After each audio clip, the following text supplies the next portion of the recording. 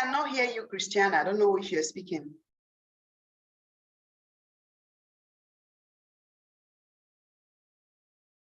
Hello, please indicate if you can hear me.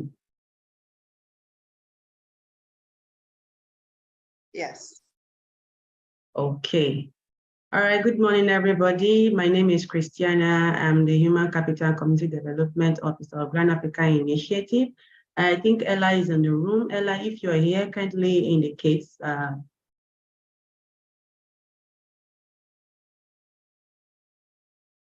Okay, if not, then I'll go on.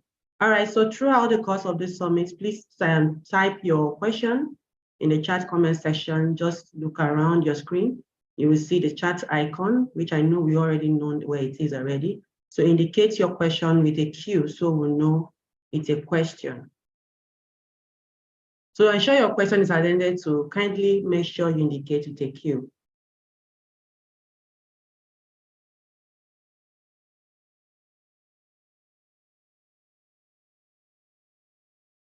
Okay, let's keep engaging on the chat question, on the chat box.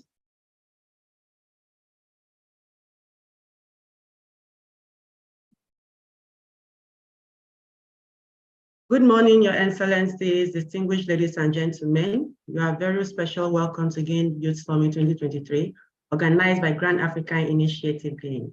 So you may be wondering what Grand Africa Initiative is all about. For those of us that are just joining our summit for the first time, our Grand Africa Initiative is a Pan-African organization championing youth empowerment for development across Africa. Like I earlier said, my name is Christiana Solomon. I am the Human Capital and Community Development Officer for Grand Africa Initiative, and I am joining from Nigeria. It is my honor to be one of your hosts for today. Please let's engage in the chat box to be sure that we are here. For those of us that are just joining, I'll take you on how to set up your virtual background again, to be ensured that we all are following. So kindly set up your virtual background. To do this, it was sent to you on your email, or a team member will drop it again on the chat box.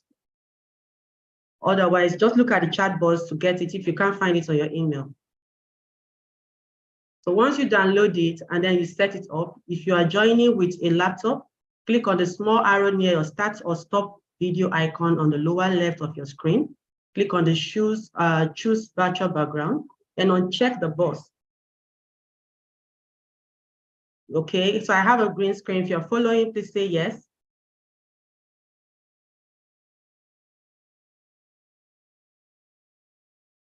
If you're following, please say yes.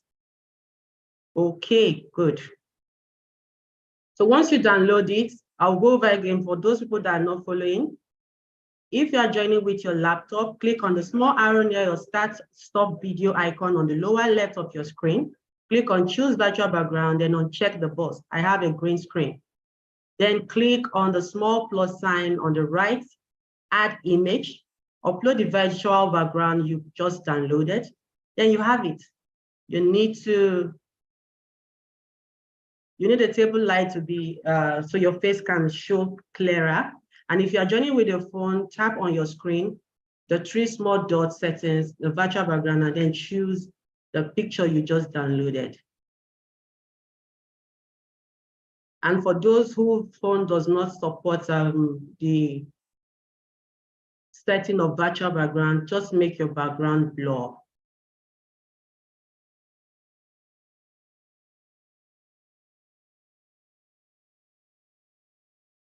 Okay.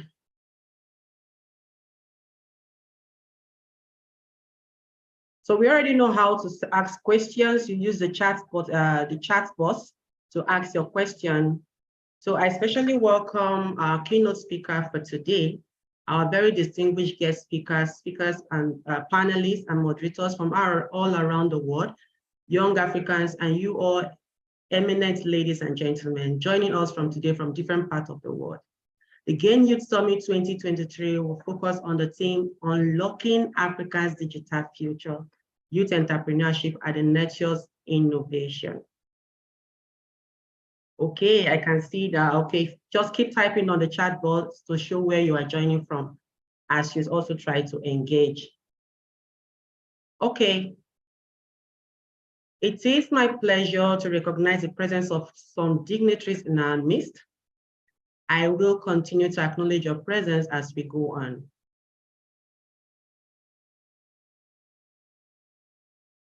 The keynote speaker, Mr. Felix Achibiri, the visionary and executive chairman, founder of DFC Holdings Limited, a virtual capital company, and also a chairman of the DFC Capital Limited. Ms. Chinwe Okoli, founder, Grand Africa Initiative. Ms. Ifeoma Malu, founder, Clean Technology Hub. Mr. Faith Nwobia, founder, Youth Hub Global and Utidia. Mr. Victor Abdul Anoku, Ms. Wanigwe Joanna, founder, Mzuzu E-Hub. Ms. Anne Melody, CEO, Vivia City.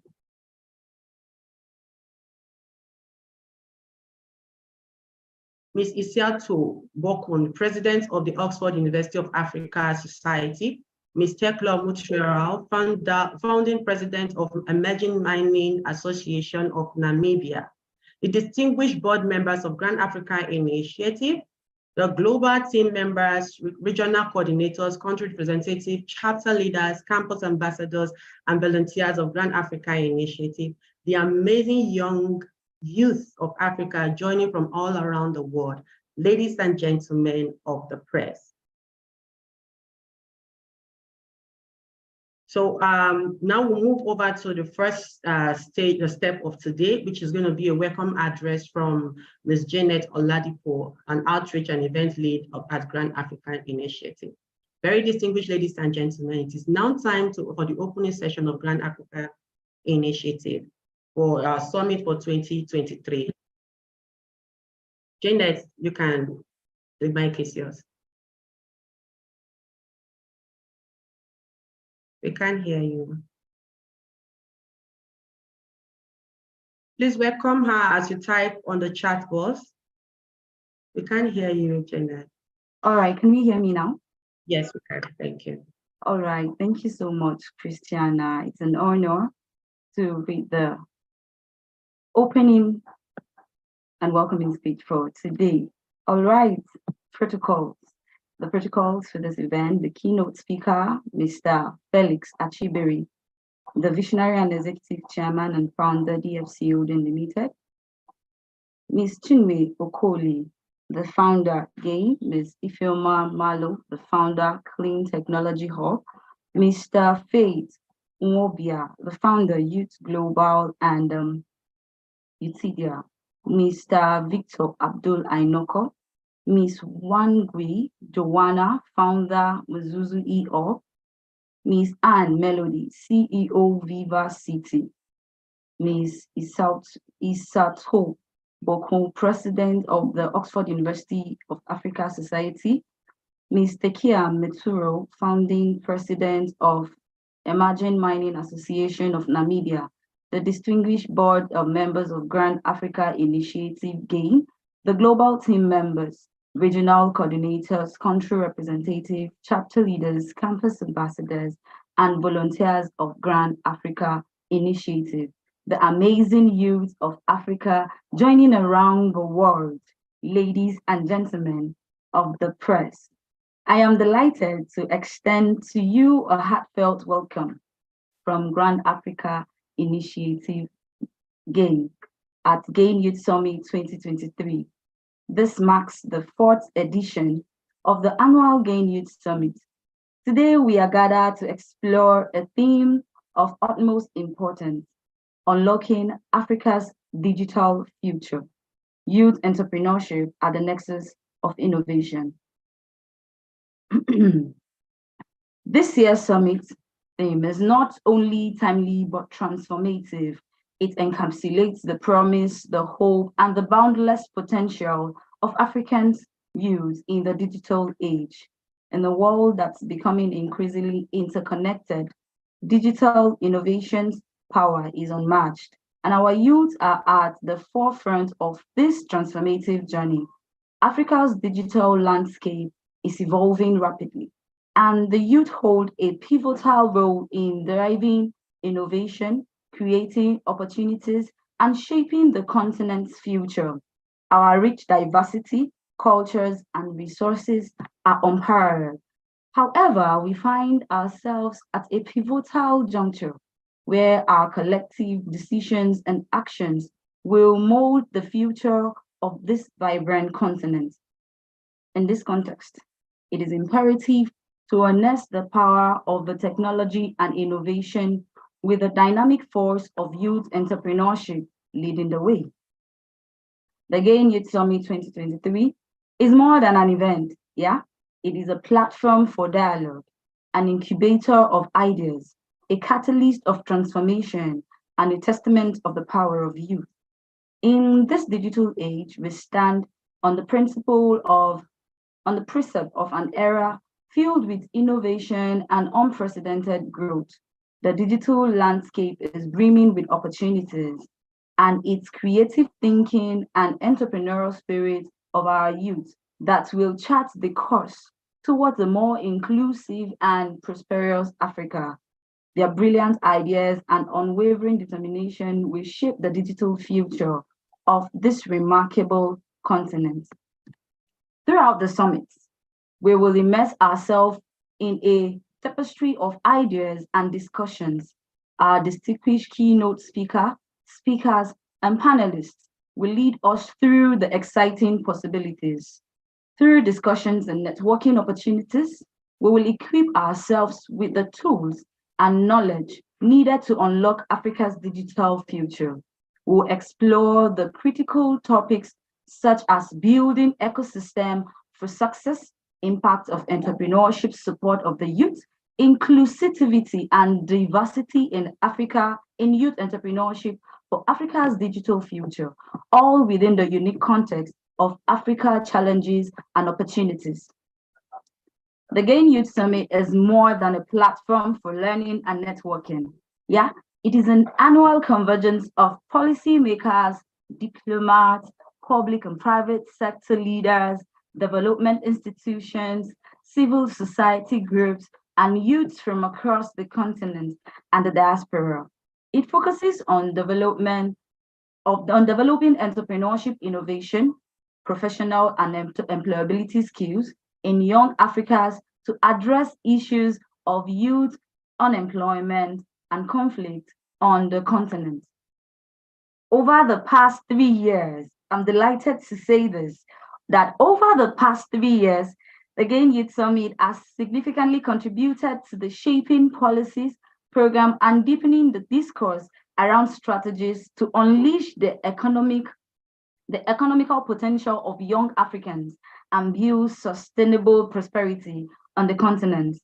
Learning from the previous summit resulted in the launch of our series of Gain Entrepreneurship Masterclasses, which has further developed and to have a program for women entrepreneurs and other for intra-African entrepreneurs. Over the past 3 years, I'm glad to say that with a strong partnership with the Development Bank of Nigeria, we have trained young women and entrepreneurs selected from 6 geopolitical regions of Nigeria for 2 years in a row. And in partnership with Afrexim Bank, we have also trained young Africans from 22 African countries. And still counting, we're gonna do more. At GAIN, we are at the forefront of championing initiatives that promote youth development with a vision of a prosperous continent driven by youth empowerment, innovation, and entrepreneurship. So in conclusion, our journey is to unlock Africa's digital future in not merely a destination, but an ongoing voyage. The challenges may seem daunting, yeah, but the opportunities are boundless. We will shape the narrative of our continent.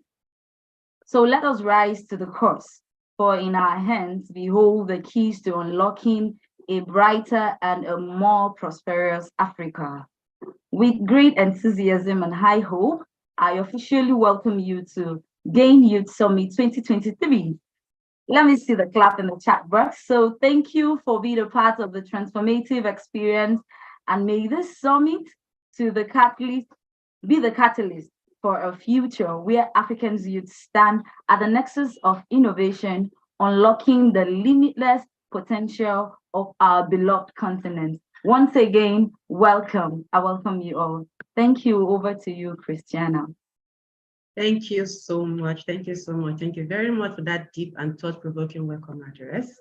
Kindly tell her thank you on the chat box with your favorite emoji and thank you.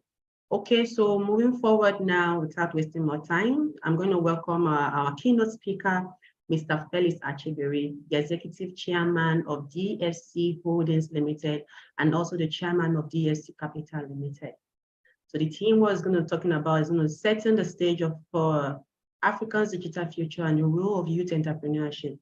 Your Excellencies, ladies and gentlemen, we are delighted to announce Mr. Felix Achibiri, the Chairman of DFC Holdings and DFC Capital Limited. We welcome you to deliver your keynote speech.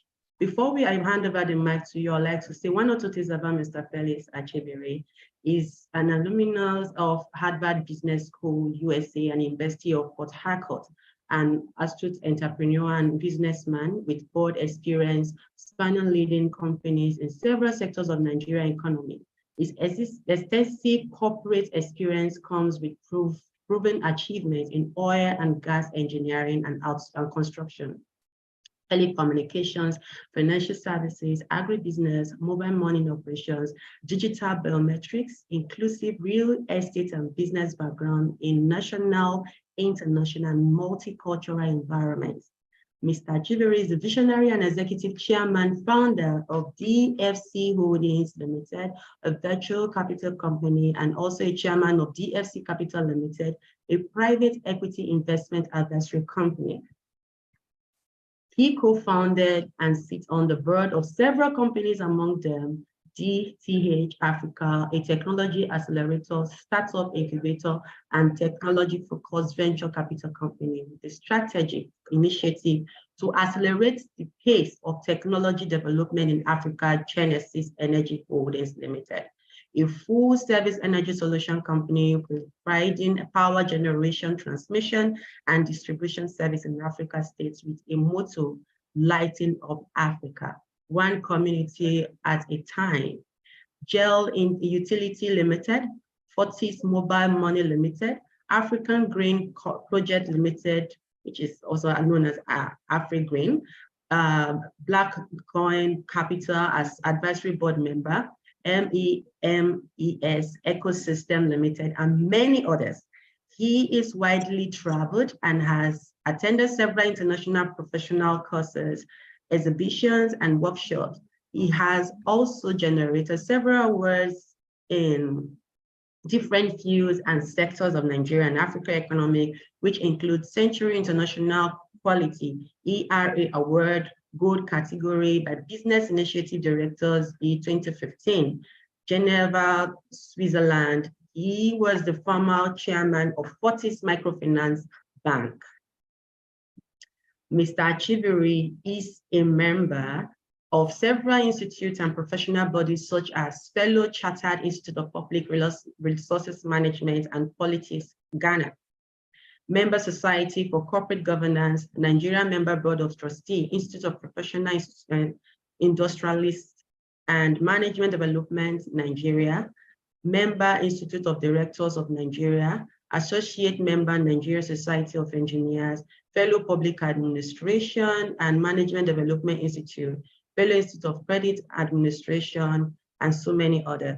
Mr. Achibiri brings his unwavering strength in identifying opportunities, making the right connections, and building relationships for actualization of set business goals. He is married with children. Ladies and gentlemen, please join me and make welcome Mr. Felix Achibiri for his keynote speech. Sir, you have the attention, please. Thank you. Good morning, distinguished ladies and gentlemen. First, I need to start by thanking the organizers of Grand Africa Initiative for deeming me fit to present this year GAIN Annual Youth Summit keynote address. I'm really delighted to be here this morning and to speak on the topic, Unlocking Africa Digital Future, the youth entrepreneurship at the nexus of innovation. You quite agree with me this morning that Africa is witnessing an era of digital transformation driven by young Africans, offering unprecedented opportunities for economic growth, innovation, and social development. So what does this hold for Africa's digital future and its transformation? At the heart of this digital transformation is Africa's young people who have continued to make their remarkable impact despite all odds and challenges. The digital landscape today in Africa is quite wide and keep widening every day. Therefore, the digital landscape in Africa has undergone an unprecedented growth, especially with the expansion of internet penetration across the continent, as well as the after effects of COVID-19 pandemic, which we all suffered. This expansion, no doubt, has gradually unlocked what is now known as internet economy for the African continent, thereby creating enormous opportunity. Africa's digital economy is currently valued at over $180 billion. And by maximizing this opportunity in African digital economy, many unicorns are sprouting out of Africa from the streets of Ojuelegba up to Nairobi and the rest of them. You see great ideas, talent coming out of Africa despite all challenges. So how do we maximize Africa's digital economy, or the opportunity it presented to us, or the challenge it has presented to us as a continent, as a people? We must, as a people, deliberately, or as government, at all spheres, at all levels, begin to craft a purposeful digital economic template to take advantage of this multiple opportunity. However, the number of people equipped to take advantage of these opportunities is nothing compared to those who are not equipped. According to statistics, Africa's digital landscape and internet economy today stood at $180 billion. Growing urban mobile population as of 2019 is about 1.3 billion, and it is projected to hit 2.5 billion by 2050. Digital connectivity stood at 40% as of 2019, 10% increase leads to 2.5% increase in GDP per capita. Expanding tech ecosystem, today, as of 2019, we had over several thousand tech developers. Urbanization stood at 45%. E-commerce and fintechs are sections driving this largest digital economy. Infrastructure investment is required. Pro-innovation regulation, including startup acts and regulations, harmonizing this opportunity is also very critical in driving this opportunity. So how do we expand internet penetration and digital skill in Africa today? The opportunity in the digital economy cannot be maximized without effective internet penetration or the requisite digital skills required to drive innovation. This is why internet penetration and technical skills play a pivotal role in expanding the opportunities made possible by the digital economy. And Africa cannot afford to be left behind. Therefore, there must be a deliberate need to expand our growth potential that must be led by the youth-centered innovation in order to create more opportunities for our people. With structural support system, many young people building disruptive companies for the future will be able to withstand the market challenges of starting a company from the scratch. You agree with me that today, quite a number of young companies, young startup companies, they start up initially with a lot of potential, they raise capital, you wake up one morning, you hear that some of these companies are folded up, no more in existence. And that is where collaboration is very critical. And it's not just enough raising capital, it's not just enough bearing the title CEO or co-founder, young people, young tech entrepreneurs, it is, must come up with a deliberate plan to be able to learn by having good mentors that can take them through the early tutelage of how to run an organization. A lot of companies today are folding up, not necessarily not having the money because of poor governance infrastructure that is not in place. It is often said that if you want to go fast, go alone, but if you want to go far, you must go together. Hence, there must be need for tech subs and ecosystem to play a crucial role in offering the needed support to young and innovative minds across our continents. Expanding the innovation nets, the role of education and skills development in seeing that this huge opportunity is fully taken charge. With the youngest population today in the world, there is no doubt that African continent holds a great future. There is also a dear need to empower more Africans with technical skills, as well as opportunity to utilize their skills to achieve economic growth. Therefore, education must play a poignant role as a bedrock of Africa's transformation, and we also play a critical role in unlocking this vast opportunity. And I want to postulate once again this morning that organizations at various spheres of our economy must undertake as part of their social responsibility to begin to invest in tech startups and universities at our secondary schools to enable us take full advantage of this opportunity. Africa Digital Renaissance is poised to unlock immense potentials and opportunities for sustainable development, economic empowerment, and social progress. And by leveraging the transformative power of technology, the continent is reshaping its narrative and positioning Africa as a global hub for innovation and digital excellence, contributing to the advancement of the global digital landscape.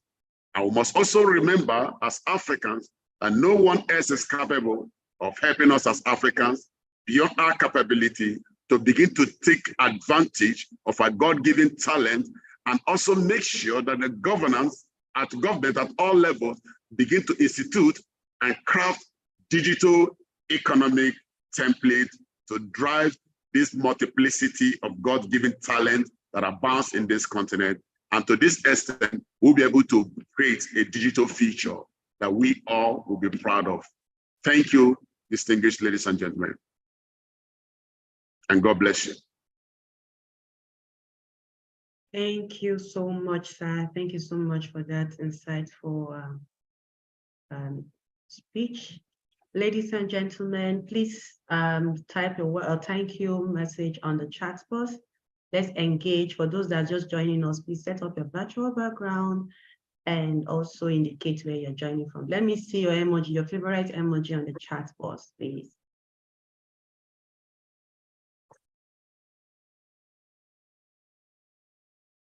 Yes, I can see Ozioma Helen Ahmed. Please type where you're joining from. And please do share the link to your friends and family so they don't miss out of this wonderful session we'll be having here.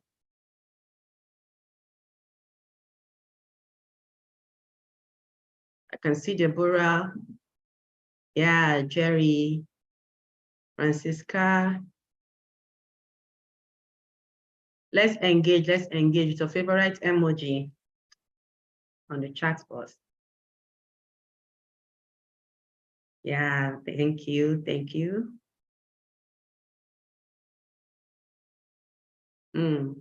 Can see Messi.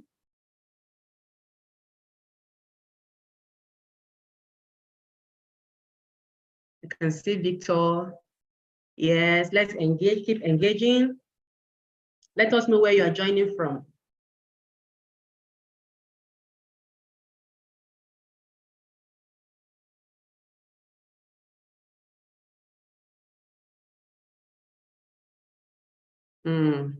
Well, thank you so much, sir, for those very instructive words. Nobody can help us beyond our capabilities. That's correct. Let's know how you feel on the comment section. Let's know how you feel on the comment section. Let's engage there while we wait for the next session to begin.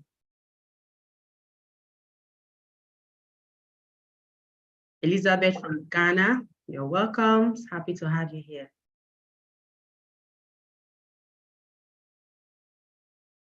Let's keep engaging.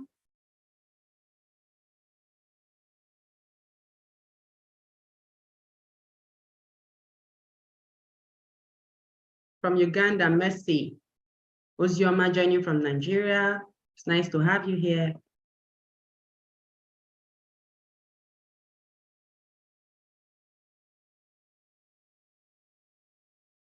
Thank you so much.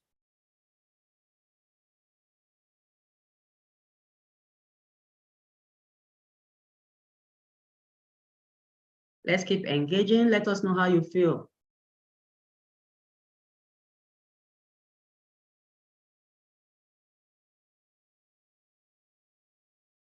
Don't worry, we'll move on to the next session shortly. But first, we need to know we are all having fun already. And I hope you have your notepad beside you. And of course, your cup of tea.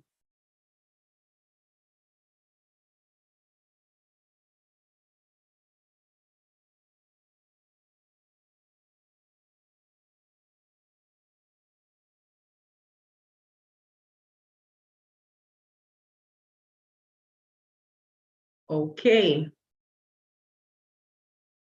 So we'll move on to the next session now without wasting more time. And for this particular session, we're going to be our first panel session for the day. And the speakers and so the moderator are also, or I'll be handing over to Ella to moderate this particular session. And Ella, are you ready? Okay, you are kindly on mute. Yes, I'm ready. Okay, Ella, kindly take over the mic from here. Hello, everyone. Thank you so much.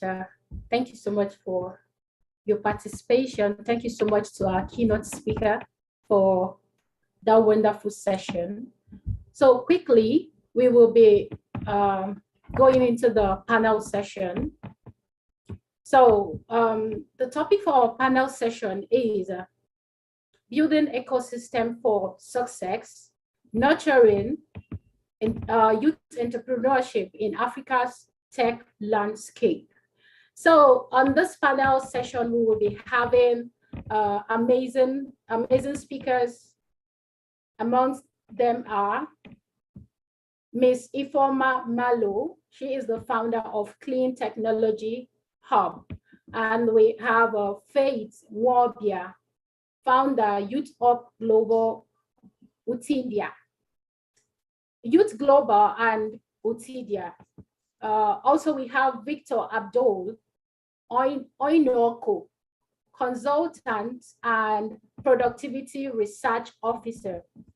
We also have on our list here Mwigwe Joanne, founder, Muzuz eHub. Yes. Also on this panel session, I will be your moderator. So I don't know if we'll have our speakers around. Can you clap in the comment section if you're excited? If you're excited to have our panelists on this session, please signify with a clapping emoji.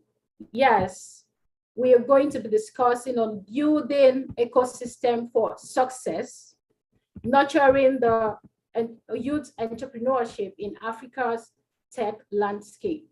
If this topic, it sounds like something that interests you, please signify in the comment section.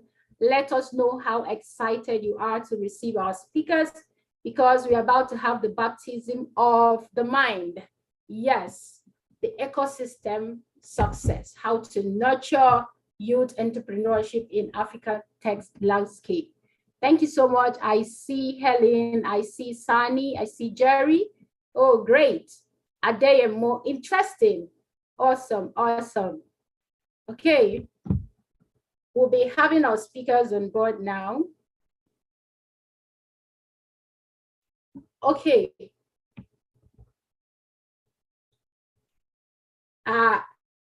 As we wait for our moderators, please let me know what you learned from our keynote speaker. What stood out for you from the session? For me, it's about collaboration. Collaboration, the importance, if you want to go far, then you have to go with others. Do not go alone. As far as Africa is concerned, you have to intentionally ensure that you maximize cooperation. Cooperation is very, very important. I would like to read from you in the comment section. Oh, great. Helen says the importance of mentorship. Amazing.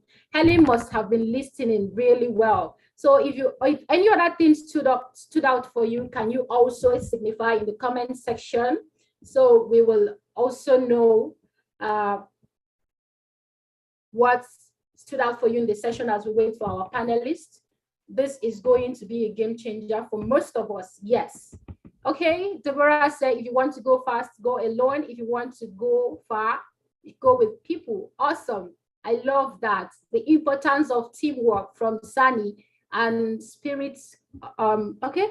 Oh, great, awesome. And Valu Campo says, profound lesson, nobody can help you beyond your capacity.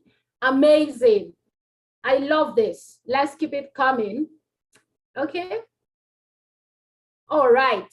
Do you want to, I would love to hear you share your review, your feedback, what stood out for you. So if you don't mind, you can just raise your hand as I bring you on board to hear from you. I would love to hear you speak. Yes, I would love to hear you share your own insight. What stood out for you? Yes, what stood out for you in the session? I would love to have your hands up. Thank you. Okay, who is going first? Who is going first, please? I would love to hear you, to learn from you as well. What stood out for you? Oh, great. Yeshua has raised his hand. Okay, please go ahead. Unmute your mic and please turn on your video. Yes, hello. Yes, can you turn on your video, please? Oh, sorry, I'm not in a good place that I could not able to put on my video. All However, right. in the due course of the summit, you will be able to see my face. So for me, one thing that I learned out of the first presenter's speech was that truly nobody can really help us until we begin to use our God-given talents, and that's when things will work out for us. Thank you.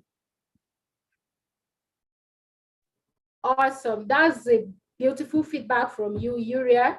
I love the fact that you said nobody can help you. Actually listen, nobody can help you. You have to launch out your skill. Who is going next? Thank you so much. That's profound from you, Uriah. As we wait for our panelists, can you just signify if you want to share your own insight with us? I would love to hear from you. You know, our keynote speaker, he just gave it to us back to back, very concise, yet impactful and deep. Yes. So please, if you're here and you would want to share your own feedback, what stood out for you? I would want to hear you speak, okay? Just, you can just raise your hand and you'll be granted, you'll be unmuted to speak, please. I just want to hear from you. All of you are dropping loads of nuggets in the comments box. So let other people also learn from you. Yes. Awesome. Helen is on here. Okay, Helen, please go ahead.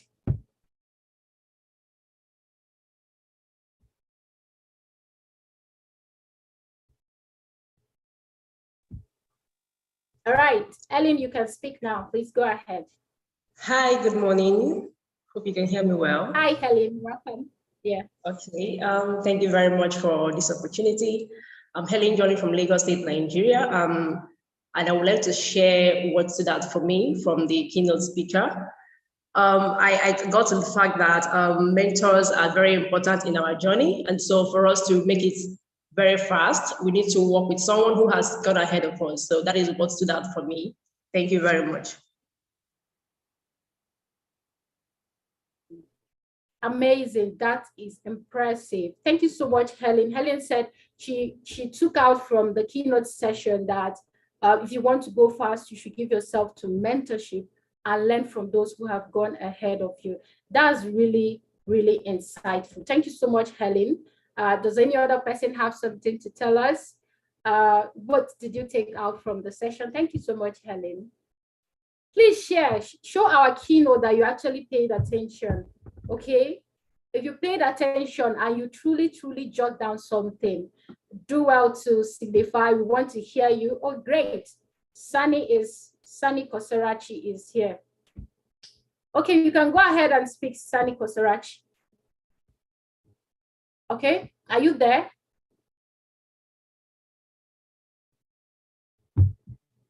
Sani Kosarachi, are you there? Yes, I am. Can you hear me? Great. Yes, we can hear you sound and clear. Please okay, hi everyone. My name is Sani Kausora Eniola. I'm the founder of Just Case Styling's Fashion Home. What I've learned on this page is what education, because I believe there is nothing anybody can do, probably in this world or in Nigeria as whole, without what you being educated.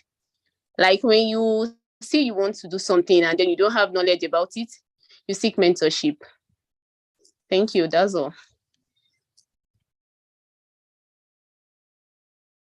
Sarachi, that's really, really beautiful. Education is very, very important at every given level.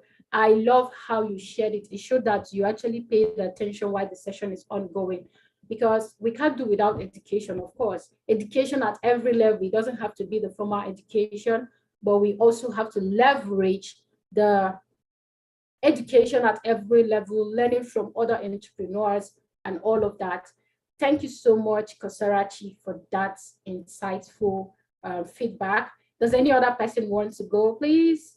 I would want to hear us speak. I would want to let me know what stood out for you. Let me see what stood out for you. Share with us what stood out for you. You can just raise your hand. And if you're not sure how to do that, there is a palm-like icon.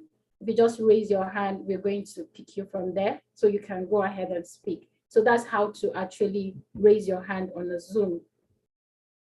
Right. Oh, great. Ahmed wants to share his feedback. Okay, go ahead, please, Ahmed. If you can, please turn on your video. I really appreciate if you can turn on your video. We want to see your handsome, yeah? All right. Good day to you all. Good day, Ahmed. We can hear you. Please go ahead. Yeah. Okay. First of all, I would like to thank the organizers and all those that's made this possible. And it has been a very, very exciting and insightful comment from our speakers, the moderators, and everyone that's joined.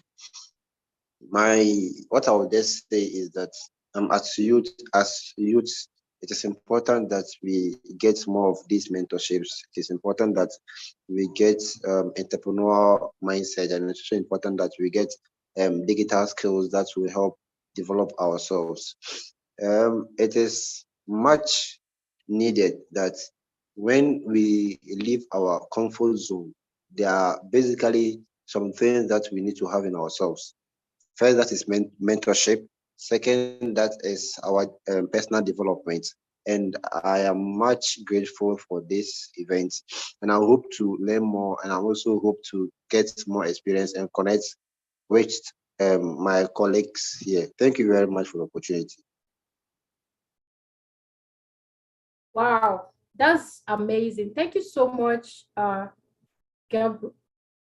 Thank you so much for sharing that particular, Ahmed, right? Thank you for sharing your feedback. I appreciate the fact that you understand that you picked the part of technology as its pertains to entrepreneurship to the young people, how entrepreneurship can add to ease in our activities and our journey as entrepreneurs, as young entrepreneurs, how technology would enhance our entrepreneurial journey. Thank you so much for sharing that feedback. Thank you. I appreciate you. And can we have someone else who has a feedback to share with us as we wait for our moderators? Yes, we're waiting for our moderators. We hope they will come on board shortly. So if you have other feedback you would want to share, please go ahead and share, okay? Just indicate with the hand-like icon and you'll be granted access to share your feedback, okay? So we want to hear from you, we want to learn from you. Our keynote speaker was really, really awesome.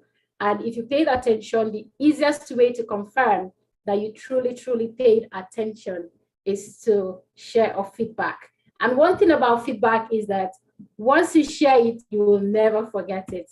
If you share it, you will hardly forget it. So please share with us what stood out for you, what made meaning to you. What are you taking home from that keynote session?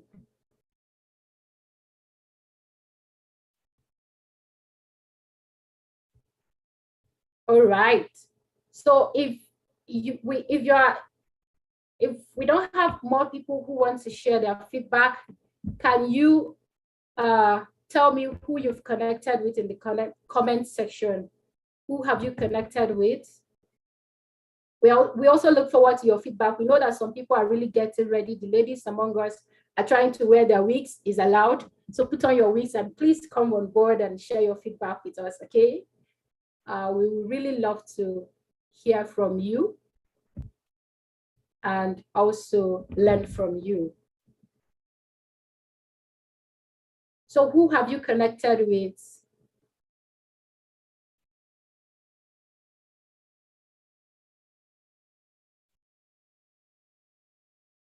The week should be beautiful, of course, Ahmed. So please, as we wait for our panelists, let us know who you've connected with. You can even come on board and tell us one thing about those people you've connected with. As for me, one thing I have understood in the journey of entrepreneurship is that a lot is being achieved when you collaborate. When you collaborate, you will achieve so much that you can imagine. So instead of competing, instead of, okay, Ahmed has something to say before we continue. Okay, Ahmed, please go ahead. You can turn on your video, please. We would love to see your handsome face. Please turn on your video.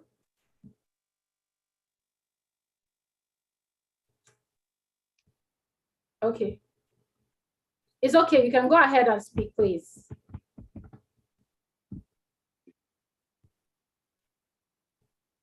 Ahmed, are you there?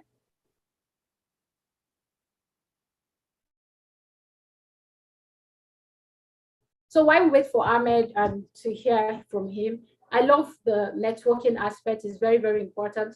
And we are in the present age where technology is scattered all over the places and all of them are good. But most of the times you won't even know the right one to use. If you are not connected with the right people, you don't know, you're too big to connect. So don't be too big to connect, don't be too big to collaborate. The next billionaire, the next world-class entrepreneur might be someone you're with in this comment section. So do well to, okay. Ahmed said I should unmute him. So do well to connect with people you're meeting here. You don't know, we don't know all of the people in the comment section, so. Hello. All right, can you hear us? Can you hear me? Yes, please go ahead. All right, thank you very much for unmuting me. What I would like to say regarding to the networking and also the opportunities is that I'm from Ghana though, but I've realized that most people outside the country, or even those of us in the country, that's Ghana, they have brilliant ideas and also have ideas that can transform ourselves and transform the country and also transform the entrepreneurial world. So in this regard, it is an opportunity that we've all met here around the country and around the globe to have this summit. I would like us to share our handles so that we can connect either your LinkedIn account. If you have a LinkedIn, you can share your LinkedIn on the chat box. If you have a Twitter account, if you have what's the name, an Instagram account, or even if you have a flyer that would promote your business, something that we can help promote yourself, help connect, or a business card, you can kindly share so that we can DM ourselves and connect more and get more opportunities, and also just to have ourselves engaged. I think that one. All right, thank you so much, Ahmad. We are now, our speakers are present here with us. So we are about to commence the first panel session. If you have forgotten, please remember that our topic is building ecosystems for success, nurturing youth entrepreneurship in Africa's tech landscape. So if you truly want to build success by nurturing your entrepreneurial journey, your ideas and all of that, in Africa, and maybe you're in the tech space, or you aspire to be, or you just want to understand it. So sit tight and pay attention to this session. It is one of the sessions you will enjoy and truly get the most information out of it. So get your paper, get your pen, get your water, your everything, get it, and let's dive right into it. So again, I will also introduce our speakers because we had our feedback session, which has taken, probably most of us have forgotten the intro we made. So on our panel, our panelists here, we have Ms. Ifeoma Malo. She is the founder of Clean Technology Hub. We also have Faith Mwabia. She's the founder of Youth Hub Global and Utidia. We also have Victor Abdo Anyoko. He's the consultant and productivity research officer. Also, we have Waningwe Joanne. She's the founder of Muzuz eHub. Yeah. So I will be your moderator on this panel session. Please, our speakers, if they're here, they can come on. If you're here, please, you can turn on your video so that we can commence the panel session, please. Ladies and gentlemen, let's sit back and learn from our panelists. If you're excited, again, please clap in the comment section using the clap emoji. Show us that you're excited. You're excited to connect with our speakers, and you're excited to hear them. You're excited to learn how to successfully succeed as an entrepreneur in this tech landscape, in this tech era. Okay, for this session, for now, I will be handing over to Gloria. So before she comes on board, I would like to introduce our moderator for this particular panel session. She is Gloria Olufeko. She's also she's an award-winning radio broadcaster and international event compare and moderator, red carpet host, media and communications specialist, diction coach, a proud alumna of Obafemi Awolowo University, the best graduating student from the Department of English Language. She served as the compare for various private and public sector, national international. Thank you very much. Let's move straight into it. Thank you for that warm welcome. Thank you so much for that warm welcome. I'm really honored to be here. I mean, at a point I was like, let her not read my bio, please. You don't need to read it. It's okay. I'm going to come on here and you don't need to read my bio. I'm really honored to be here. I've been having a little difficult.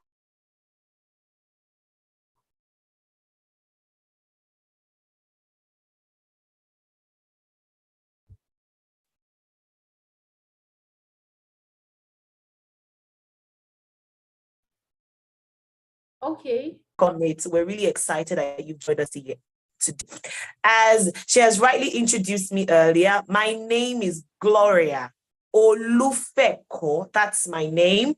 And I am an international events compere and a radio broadcaster. And I'm truly honored and delighted to be moderating this panel session with this firebrand panelists. My panelists have fire emojis on their heads, and you're going to hear from them today.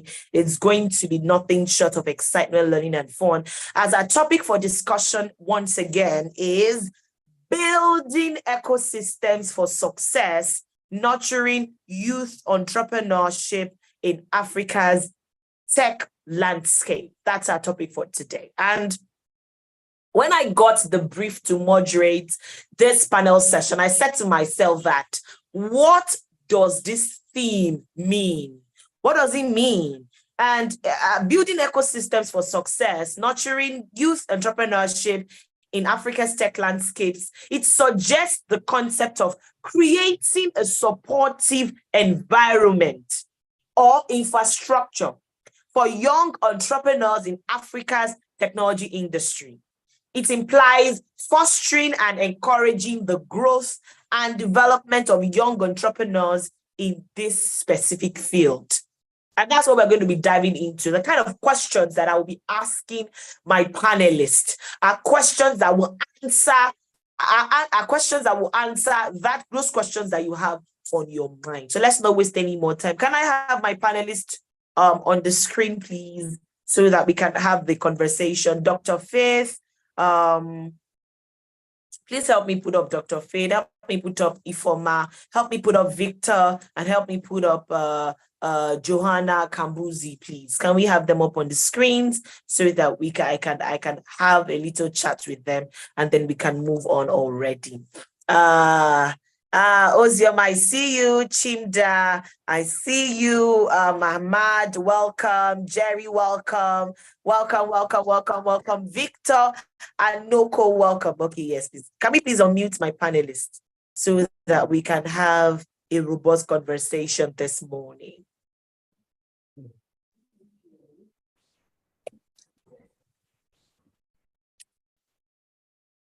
Thank you. Thank you so much, Gloria, for having me here. Thank you for inviting me. Hello.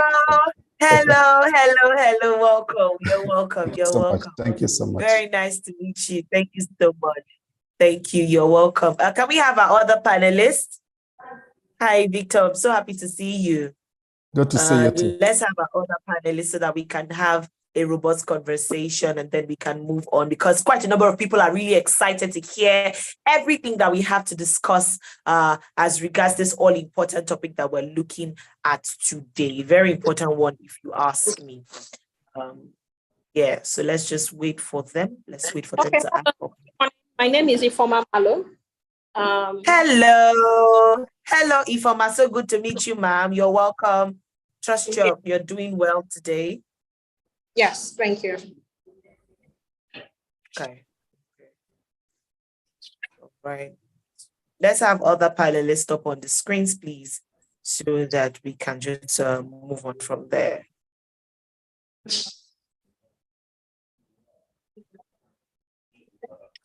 Okay. Maybe I just move on. I just move on with Victor and Ifoma, and then we'll see how we can just have our other panelists as we go on. Ifoma, can you hear me loud and clear? Loud and clear. Amazing. All right. Ifoma, you are an energy access expert. You are a climate action champion. First of all, I have to give you a round of applause for this. This is amazing. You are doing amazing work. Now, let's talk about how young entrepreneurs in Africa are facing lots of challenges. We cannot deny the fact that these people are facing a whole lot of challenges. Now, can you please explain some of the challenges that young entrepreneurs are facing in this ecosystem and how these challenges can be addressed through support systems? Sharing your own experience, seeing that you are doing amazing as a climate action champion and as an energy access expert so that you can help other people watching. Thank you. Okay, so thank you so much for having me. And I'm really glad to be here and having this conversation with everyone. I think, you know, there are three things for me. When you look at the policy and regulatory landscape, and you look at our macroeconomic indices in Nigeria, you understand that entrepreneurs are operating in an unprecedented environment. We're at a time where there is all of this shaky fiscal policy framework. What that means is that we don't have an economic framework that we currently understand in terms of what the government needs to do to revive our economy. So the average entrepreneur in Nigeria, especially the tech entrepreneurs, don't have a blueprint about what it is they should be looking out for to grow their business. And then this affects everything else. The fact that we have this sort of shaky fiscal framework, and then we have also the issue around FX means that access to capital is even going to be more limited. So when startups are looking for funding, whether they're grants, whether they're investments, whether they are trying to look for equity, it's going to be harder. It's now much harder for people to find adequate funding. The grants are streamlining. A lot of national governments, because of how there's a global recession, are now reducing the amount of foreign aid, which includes grants that they give out. A lot of the global philanthropists too are streamlining and re-strategizing about how best and how more efficiently to use their money. So that's one, the effects on access to capital and the ability for startups to fund their enterprises or their initiatives. Then there's the issue of the skilled workforce. We have a lot of JAPA going on. And where does that JAPA happen? It is amongst young people, and it's among young people that are in the tech ecosystem and the financial services ecosystem, two ecosystems that are driving the backbone of our economy. So when there's no skilled workforce, there's no pool of tech-savvy talent with relevant skills to hire, you see that startups and even established enterprises are going to find it very difficult to operate. And then lastly, you don't have a supportive policy environment. In many other countries, I was in Southeast Asia, Korea, and then China recently. The amount of money that those governments, especially governments around Southeast Asia and the Middle East, are pumping into their startups and their MSMEs, it's mind-boggling. And this is because they want to grow a catalytic amount of these types of companies to drive growth, especially in rural and peri-urban companies. They're not just focused on the big industries and the more established industries. They are pushing out smaller industries who they hope can grow to become those big industries and giving them all the policies and supports around innovation and entrepreneurship and funding to grow. And so what this does is that it opens up access to new markets, to reach global and local markets, opens them up to opportunities to network, and opens them up to programs like incubators and accelerators that nurture, support, and mentor startups. So you can see that, you know, Nigerian startups and African startups generally, we have a long way to go. We're playing catch up, but all hope is not lost because we have the population and the youth talents that we can use to replace both those that are Japan and those that can create that sort of catalytic opportunity to grow new enterprises across the region. Amazing. Well said, Ifeoma. I really love that aspect of the JAPA part. The fact that many people just believe that outside of Nigeria, there's a conducive environment for entrepreneurs to thrive and all of that. But we need to understand that we are working actively behind the scenes, that we need to ensure that we put policies in place that even for those that are Japan and those that are still choosing to remain in Nigeria, there's a conducive environment for everybody to thrive. I mean, wherever it is, I understand that they're not only Nigerians on this call. So even wherever it is that you are watching us from, even if you choose to stay back in your home nation, we need to ensure that there are policies in place for entrepreneurs to thrive in our era of today. Thank you so much, Ifoma, for that. Coming to you, Victor. You're a corporate management consultant and your productivity research officer. If I caught that right, Victor. Now, Yes. my question to you is, let's talk about the key elements for a thriving tech entrepreneurship ecosystem in Africa. I understand that right now, the tech ecosystem in Africa is doing really well. Lots and lots of tech startups everywhere. There's support, pre-seed funding and whatnot. But I'm sure that from your experience, you will have more to share. You will have more elements. You will have more guidelines for young entrepreneurs in Africa's tech ecosystem to thrive. So please help us, share with us, what are the key elements for a thriving tech entrepreneurship ecosystem in Africa?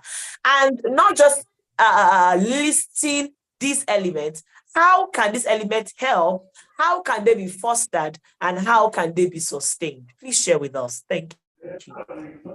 All right, thank you very much. And once again for having me here. First of all, access to education, is very vital.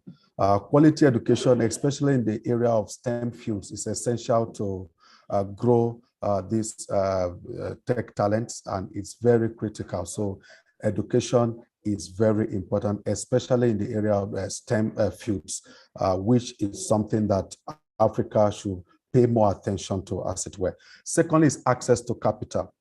Funding is a critical issue around tech entrepreneurship ecosystem in Africa. So funding issues, especially the venture capital and angel investors. So we need to see how we can work around that. Then infrastructure. Infrastructure to start reliable internet, power supply, and all forms of infrastructure that are needed is also very critical. Then supportive policies. You see, we just talked about policies.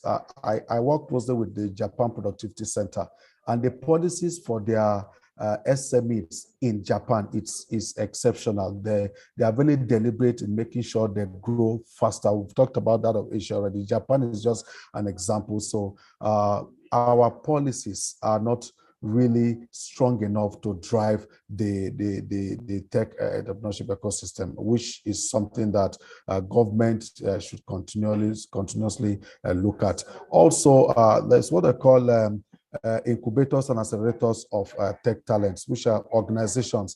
They are critical organizations that can help drive mentorship and funding of these young tech talents, which most often are not, the informations about them are not in the public domain, or those with that information, for some reasons, keep the information in a closed circle. And it's a problem for Africa because it's mind-blowing to know the kind of fundings are available for tech entrepreneurship in Africa from UNIDO, from other international organizations, even from the Nigerian government. It will be amazing to know that the government funded SMIDA with a cash worth of 2 billion to support some of this entrepreneurship drive. But most Nigerians, as it were, and Africans don't really know when these funds are available and the right organizations that can help drive them. So it's very important. And the issue of networking and collaboration was already talked about by key speaker, and it's one area too that can drive the tech entrepreneurship ecosystem in Africa. And I would like to propose a clustering method, because that's exactly what works for Asia. We should have clusters that help drive the system. See, until you work together, you cannot really go far, like the key speaker said. So it's very important for us to pay attention to all of these key elements, but very important is education and funding for me.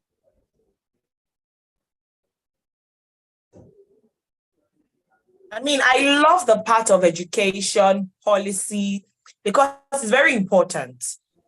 We need to train. We can't underestimate the role of training our young entrepreneurs to face the diverse happenings in our ecosystem as of today. So thank you so much for making that very important point, Victor.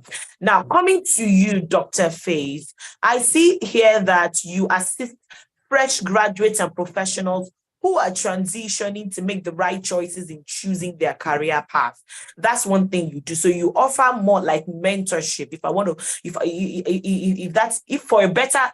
for lack of a better word to use, mentorship for young people that are looking to go to get admission and whatnot. Now let's talk about the role of mentorship, right, Dr. Faith?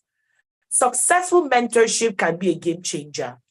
How can we establish effective mentorship programs that connect experienced tech professionals, all right, with the next generation of innovators? Because they'll always say something that you see father when you stand on the shoulders of the fathers.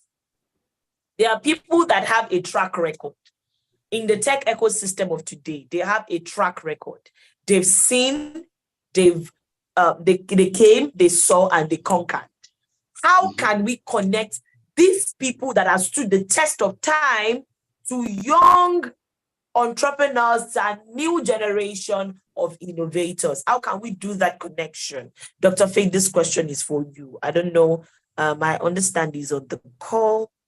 So Dr. Faith, you can please unmute your mic. I'm here. Oh, amazing. You're welcome, sir. Please go ahead. Thank you kindly, Gloria. And yes, and the organizers and all the speakers. I apologize, I will not be able to show my video, connection issues. I would like to keep it on audio so that I'll be able to communicate. And I was also struggling to join earlier. That's why I didn't, participate to hear the keynote speaker. But I've been getting feedback, and I'm sure that he dropped a whole lot. And I've also listened to other speakers speak, Ifeoma, if I'm right, and Victor. So about mentorship, yes, you rightly say that mentorship, successful mentorship can be a game changer, and I agree. And how we'll be able to establish effective mentorship programs, and be able to connect experienced tech entrepreneurs with the next generation. And you also did say something about having to work with those that have gone further, and so that you'll be able to also move. The way it is if we want to create an effective mentorship program or structure that will be able to support the young entrepreneurs, I think it needs to start from our school system. I go back to education. So we need to be deliberate and intentional. So there's something that I've been able to understand. I took time to study the Igbo apprenticeship system. And one thing that I understood from that structure is the concept of mentorship, learning from masters. So when you talk about apprenticeship, you can't take away mentorship with it. Mentorship is the huge part of apprenticeship. So for me, I think that one of the best ways to build an effective mentorship structure or system is, even while in school, how do we begin to create programs that people will be going to school and also have opportunities where they can shadow those that are already doing things that they want to get into. So you want to launch a particular, you have interest to set up your own business, but you would want to start learning from those that are already having their own enterprise, running their own enterprise, even while you are in school. So you don't need to finish school before you start looking for what to do. So you're already in school, and then you're having a system where you would understudy sort of, a process, a system. So I think one of the things that we would do is to begin to create apprenticeship programs into our mentorship programs. So combine it in such a way that while you are in school, you are getting on-the-job training, you are getting on-the-job assistance so that you'll be able to acquire practical and hands-on experience to be able to learn on the job. So this time is not just the theory now, but balancing it with practical, so that by the time you're leaving, if you are going to launch a business, you already have seen how a business is run. You've already have also seen how mistakes are made and how they are corrected, so that you would reduce the number of times that you have to make those mistakes. So I am a crusader and a gospel evangelist of apprenticeship programs, and finding ways to innovate around it, because it comes across with the concept of mentorship and even internship, all blended into the program. So for tech entrepreneurs, for us to build the next generation tech entrepreneurs leveraging mentorship, we need to be deliberate. Of course, Victor has said it, informal submission, education, yes. Now, talking about that education, we need to emphasize what kind of education, entrepreneurship education. We need to emphasize that. That is not in our curriculum yet. So I want to talk about that. So we want to begin to teach our young people entrepreneurship education, not just the general education of read and write. It's good. That is literacy, the basis of literacy. But we also need to begin to create curriculum that will be able to talk about managing risk, even at that level. How can we be able to start teaching our young people managing risk, working on your idea, even as you are beginning to look at incubation. Incubation can be, brought to a point where even at school level, you can create programs and curriculum around such, activities. But what I'm trying to say in essence is that it has to start from school. Our education curriculum needs to be fixed in such a way that entrepreneurship education is more emphasized. Apprenticeship education should be much more encouraged, and mentorship should cut across from school to work. So employment and education must have to match. And then people need to know, okay, this is the path I want to take. Everybody will not be entrepreneurs. There are people that will go and work for others. There are people that would be creating those jobs. So we need to ensure that we balance the system. And people have, within them the right to choose whatever they want to choose, because they have all the opportunities that they need. That would be my take now. Wow. I don't even know what to say, because you touched on some very important points. First off, you said, don't wait till you're done with school. Do not wait before you start looking for opportunities. It's very important that right from school, you start stepping on the gas to get yourself out there, to connect yourself with people who have gone ahead of you. Because once many people, I realize over time that many young people will prefer to finish. And then you now hear, oh, the labor market is this, or it's oversaturated, or it's overpopulated. But when you start putting yourself out there from when you are in school, you realize that you gather all of the experience that you need to be able to thrive in the ever-growing tech ecosystem. I'm really grateful for your points. Thank you so much, Dr. Faith. That was for your insightful points. Thank you. I really do not know if Miss Joanne Kambuzi is on the call. Please, organizers, let me know if she's on the call. Oh, she's here. Amazing. Welcome, Wangiwe. Please, can we have you on the screen? She's the founder and managing director of Mzuzu eHub. She is a communication practitioner and a business development professional. That's what she does, right? And she's also one of Malawi's youth delegates at the 2019 Model African Union and the World Youth Forum. So you see, she's a rich person. Hello, Wangiwe, are you here? Hi, if you can hear me, please unmute your mic. Okay, amazing. Thank you so much for joining us. Thank you for joining us. Let's talk about access to funding, access to capital for young entrepreneurs. I, for one, I have been in the tech space for quite a while, a radio presenter in a tech radio station. And each time I cast the news, I hear, oh, this tech startup just got this number of pre-seed funding. This tech startup just called in this amount of dollars. This tech startup just got some support and some capital to start from so. All right. But looking at it that you have been in this space for quite some time, using your own business as a guide, as an example, Wangiwe, please help us. Access to capital is often a hurdle for young entrepreneurs. All right. What strategies can be implemented to enhance access to funding for tech startups in Africa, using your business as a standpoint? Please help us. All right. Thank you so much, Gloria. So I know we do hear much around the topic access to finance. It always becomes complex. It can easily be broken down to each country, but also more around what's happening in the continent. I think given a scenario, for instance, in my case, when I was establishing Zuzu eHub, the very first opportunities that we leveraged on, especially through grant financing, were mostly international based. But there's also an advantage on the local context at the moment, whereby there's a lot of localization drive that is happening around how access to finance in the context of either grant or equity can be leveraged on a local perspective.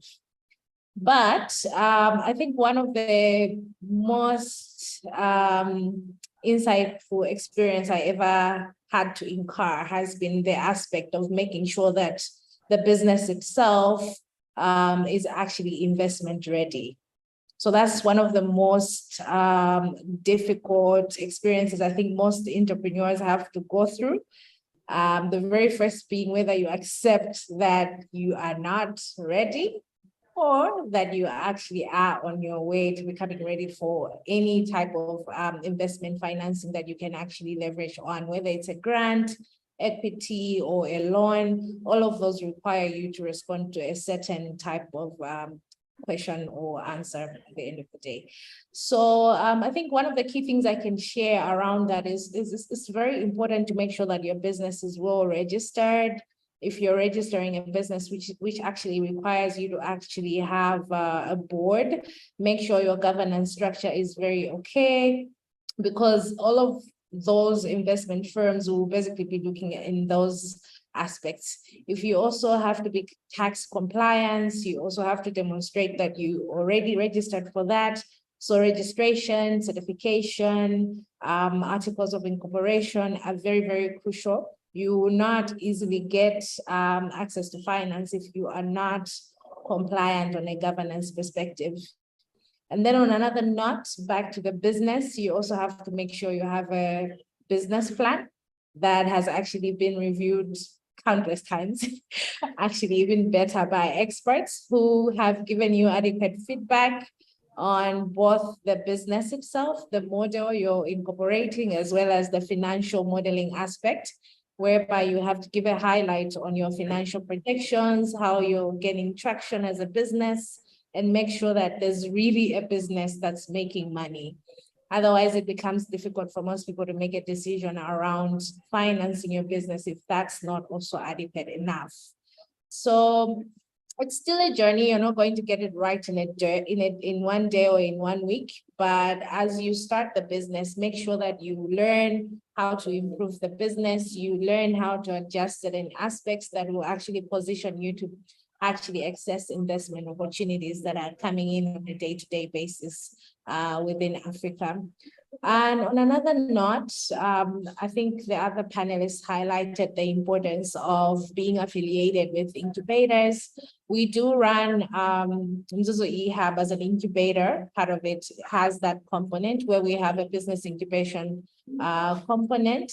But as we've been running that program, we've basically learned that we also get to a level where the entrepreneurs get stuck still, because one of the reasons they can't scale or kickstart the business is still the issue to do with access to finance. But the mere fact that they're also affiliated with the incubator or the accelerator gives them a well-leveraged opportunity for them to be able to de-risk themselves, make sure they're building adequate investment readiness for the business, and also build adequate leadership for the founders and the teams to understand what they need to really do better towards positioning themselves for investment. One key thing has been we've seen an opportunity. So we also introduced an investment fund internally that has been providing sub-grants, but also we want to diversify in the near future to providing loans as well as equity financing for the entrepreneurs in Malawi, and hopefully beyond as we grow. But a minimal grant that you probably give an entrepreneur can also mean a lot.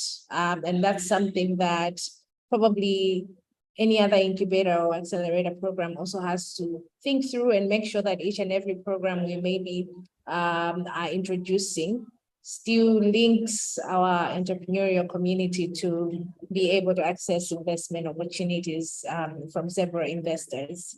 I've also seen a lot of weaknesses, for instance, in countries like Malawi, where we don't have like diversity in investment. So I think as Africa, we need to really think through how we can mobilize resources for our countries, for our continent, that we maybe don't always have to look beyond ourselves, but internally as to how we can mobilize resources for ourselves that will go into the communities that we serve. So the development probably of angel investment networks or the availability of angel investors is very crucial, because most of us get funding from our family, our friends, sometimes fools, they're called the 3 Fs. But also looking beyond that to think of other people who might have money and an interest to invest in a specific business is quite interesting. So most countries might not have such, but there's been still a booming experience in different countries introducing the aspect of angel investors, and they also have networks that are actually serving these communities. So that's something people can explore. We're also part of the AfriLabs network, which is a hubs network, and they do have different programs that basically link entrepreneurs, incubators, accelerators, and also angel investors. It's called the Catalyst program. I believe if that's also beneficial to the community here, it's something they can look into. But there's really great progress around the investment landscape, and it's really great to see. And hopefully with so many lessons that we're learning from that, we can support the entrepreneurs to de-risk themselves, make sure they're becoming diligent and also having the right documentation that can help them become more investment ready. Thank you. Wow, thank you so much. Thank you so much. Okay.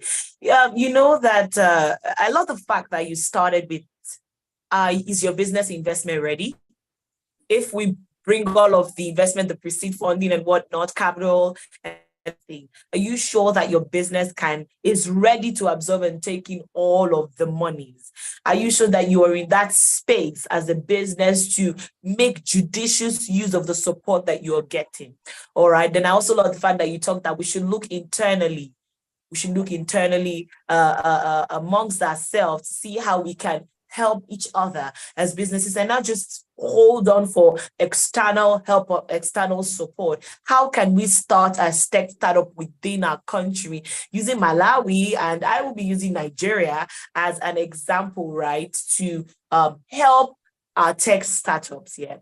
You talked about the 3 Fs, family, friends, and food, right? Wow. Amazing. So we can actually receive help from fools too. Okay, I'm sure that we have fools around us, but we just don't want to start identifying who is a fool or not. But I mean, it's just the thing that starting out, anybody starting out would definitely want to seek support from your family. You want to seek support from your friends, and you want to also seek support from your enemies, who you would then want to refer to as fools. But we hope that soon every startup on the call today will realize that there's a need for you to put in the work so that when the support comes, you know how to make good use of it. Thank you so much for that. Still on you, Wangiwe, before I move over to Victor. I'd like you to touch on collaboration. I'm sure that nobody survives alone. No one is an island of knowledge. How valuable, yeah, that's the word, is collaboration to an emerging startup? All right, so actually collaboration is one of the key values I live by as an individual. So it's one of my favorite topics of discussion. It's even one of the values for our organization, Zuzu EHAB, because we believe that for us to do more, we need to actually be more. So we cannot actually be more if we stick to ourselves. And that requires you to fully understand what you can do and what you can actually leverage on from the community that you're actually working in. So one of the key things that we always make as a bigger mistake when you're starting out is to think that I'm going to start doing this and I'll do it myself. It's not always that you maybe require yourself to get a co-founder. If you have to get a co-founder, all good, but sometimes it's actually outsourcing services or thinking through how you can bring in people that have better skills than you, that have better experience than you, or have better exposure than you, just because you need to actually get better opportunities as you are actually progressing and also thinking growth and expansion of the work that you're doing. So for instance, in the context of startups, they could be able to actually collaborate with someone from a different sector. So for instance, let's say someone is working in their software development startup, and they're thinking of developing a solution for maybe climate change.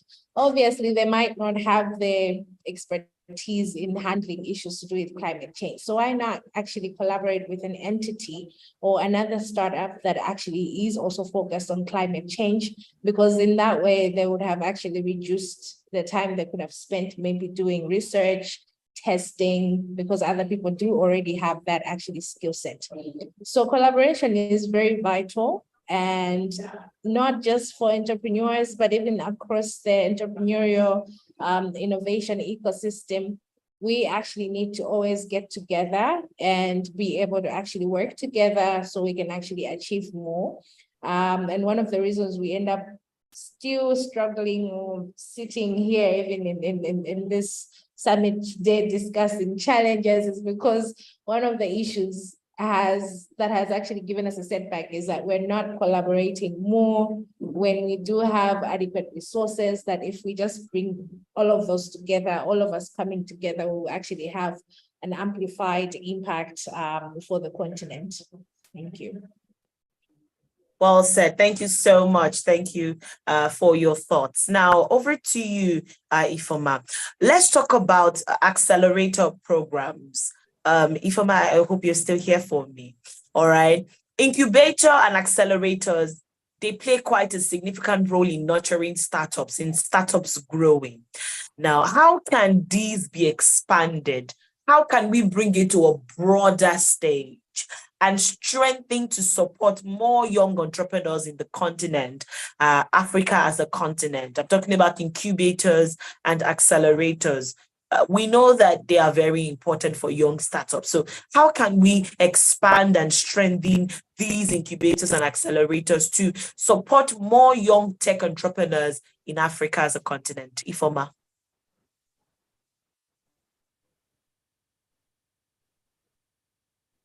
I hope if he's still here. Please, if you have questions, people, put them in the comment section. I will be taking questions after this session. So write down your questions. Okay, Ifeoma, you're here? Yes, I'm here. I was just waiting for the moderator or whoever the host to unmute me. Okay.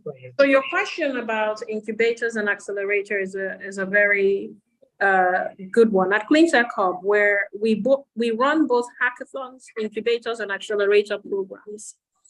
And the difference is that with hackathons, it's very idea stage businesses. With incubators, it's very early stage businesses. And with accelerator, is next stage growth or pre-seed or seed-based companies that are in incubators, in accelerators. And so, when you want to strengthen people who are looking to now go and raise money, there are three things you have to do with them. The first is that you have to get them impact ready. You have to get them capital ready. You have to get them to be ready to raise funds. And then you have to get them structure ready. Now, the structure part of it is internal. So I heard an earlier panelist talk about, how you must have a board, you must have a strong board structure and governance framework.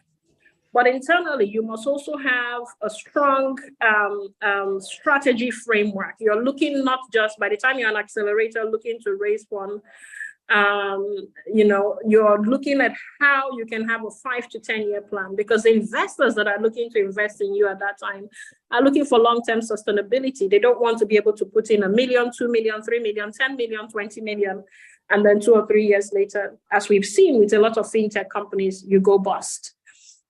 So internally, they are looking at your long-term sustainability plan. They're looking at how you're going to get structured. And then, so how do you do that? How do we gain support for accelerator programs?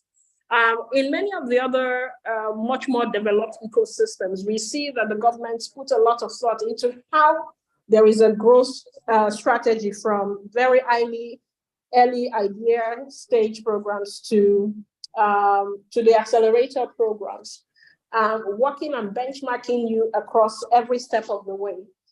And so that government support is really very important. And this is why we're very happy with what we're seeing across the continent and across ecosystems around the need to engage governments more in terms of creating startup and growth ecosystems and putting in money to make sure that those companies that are positioned for acceleration programs. Can you hear me? You for a bit. We lost you for a bit. I'm sorry. Okay, so I'm not sure where it cut off, but I was saying that government support is critical in making sure that accelerator programs are here to stay. And this is because in more advanced climes, you see that there's a lot of thought put in by those governments across all of the 3 stages, early stage to growth stage, to make sure that the kind of structures that those companies need are put in place to ensure that they're able to access capital and funding that they need for those programs. The other thing is also, for entrepreneurship is hard. Startup ecosystems are very hard. In my case, I've had a very lonely journey working because we're very niche specific at CleanTech Hub. We do renewable energy and climate change and maybe climate tech. And there's not a lot of people that do that. And so it would have helped when I was on this journey and building this organization to have had a community. The community came, I think, 4 or 5 years later. But I think that's also very important for people who are getting into that stage of growth, where you can exchange information, exchange ideas around financing and funding, what the opportunities are, and how to structure your funding pitches and your presentations to potential funders. And those sort of exchanges are very important. Now, you have all sorts of communities that exist, whether it's through AFRI Labs, whether it's through PBM, or whether it's even through ISN, all of the different ones, tech for development that currently exist. So people can find that community because it can help them. What they would have had to pay consultants to do for them, those communities provide free of charge. And then the last thing that I would say is that, as a woman, if you think it's hard as an entrepreneur or a startup, if you're a woman, it's 2 or 3 times as hard. So I think there has to be also gender-specific support for women who are also trying to get into accelerator programs, next stage programs, and helping them build and be ready to take advantage of those opportunities. Now there are so many women-focused programs, but women are still very shy about applying. So there has to be a very deliberate effort to bring women into the room. And I'll end with this story. When I started in the renewable energy and energy access sector, I used to be one of 3 women. This was about 12, 13, 14 years ago in the sector. And for many years, they would recycle the 3 of us on panels, on events, on incubator or accelerator program, until we had a meeting, a sisterhood meeting, to say, this is not acceptable. This is 5 years down the line. And the 3 of us are always meeting, whether it's in Silicon Valley or in Nairobi or in Johannesburg. How do we create opportunity for more women to come into this, to have a share at the table? And it was a deliberate effort to begin to build that ecosystem, seeking out women who are also doing the kind of work that we do, mentoring them, getting them to start up their own companies. And also when people come to us and say they're looking for top management, whether it's CFO, CEO, whoever in our sector, we would always nominate women. So there has to be a deliberate effort to bring women into the room and expand the pie so that they are also part of this conversation. I can end on this note. There is no society that's going to develop or succeed when half of its population is left out of the decision-making or implementation of those decision-making. So when you leave minorities off the table or people who you consider minorities, you're only in an echo chambers where you're hearing from people like you, people who look like you, people who think like you, and you're not reaching a lot more market segments. So, employ women, hire women, bring women into the table, and make sure they're part of decision making. Thank you. Thank you so much, Ife, for women supporting women. Thank you for lending a voice to the fact that we need more women in this space. Support them, hire them. Women are game changers. Thank you so much for sharing your thoughts. Victor, I caught you the other time nodding your head to everything Ifeoma was saying. Do you have anything to add? Because I know that there's something you must have to say about accelerator and incubators. Victor. Yes, thank you very much, Ifeoma. That was very, very interesting, especially the issue of women. You see, in our engagement from my office, we've discovered that women are not really engaged as it ought to be, and women have a lot to bring to the table. So I was very happy when she was raising that, especially when tech is concerned. So I'm very happy she raised that. And the issue of incubators, you see, most young tech entrepreneurs end their journey at that incubator stage where the ideas are being generated. If there is no help or support to help them galvanize and put the ideas in proper perspective, then the idea dies. So it's very important that we have better clustering system that can help that. And this is what we've been thinking at our own end here, that the three major sectors that pushes every economy in the world now, as it were, is the agricultural, the manufacturing, and the service sector.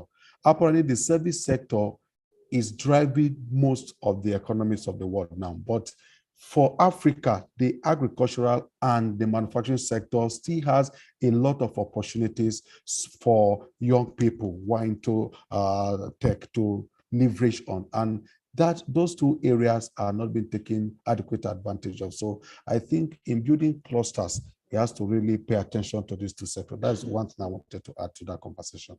Thank you. Thank you so much. Well said. Well said. We're gradually coming closer to the end of the first panel session. So please, if you have your questions, once again, very distinguished ladies and gentlemen, please do not hesitate to write out your questions in the chat room so that I can take a few questions. Doctor, coming back to you, Dr. Faith. You're a notable author. You've written books, The Nigerian School System, Doubts and Realities, 3 C's of Social Networking. Let's focus a little bit on the networking part, all right? I would like to ask, knowing fully well that Africa has a rich pool of young talents, very rich, how can cross-border collaboration, collaboration between Africa and other continents and networking initiatives connect young tech entrepreneurs across the continent for mutual growth? So how can we see that we create platforms that would bring the young pool of talent that we have in Africa to other countries, to other continents, I beg your pardon? How can we see that we create this collaboration and networking initiatives to bring both of them together for mutual growth? Dr. Faith.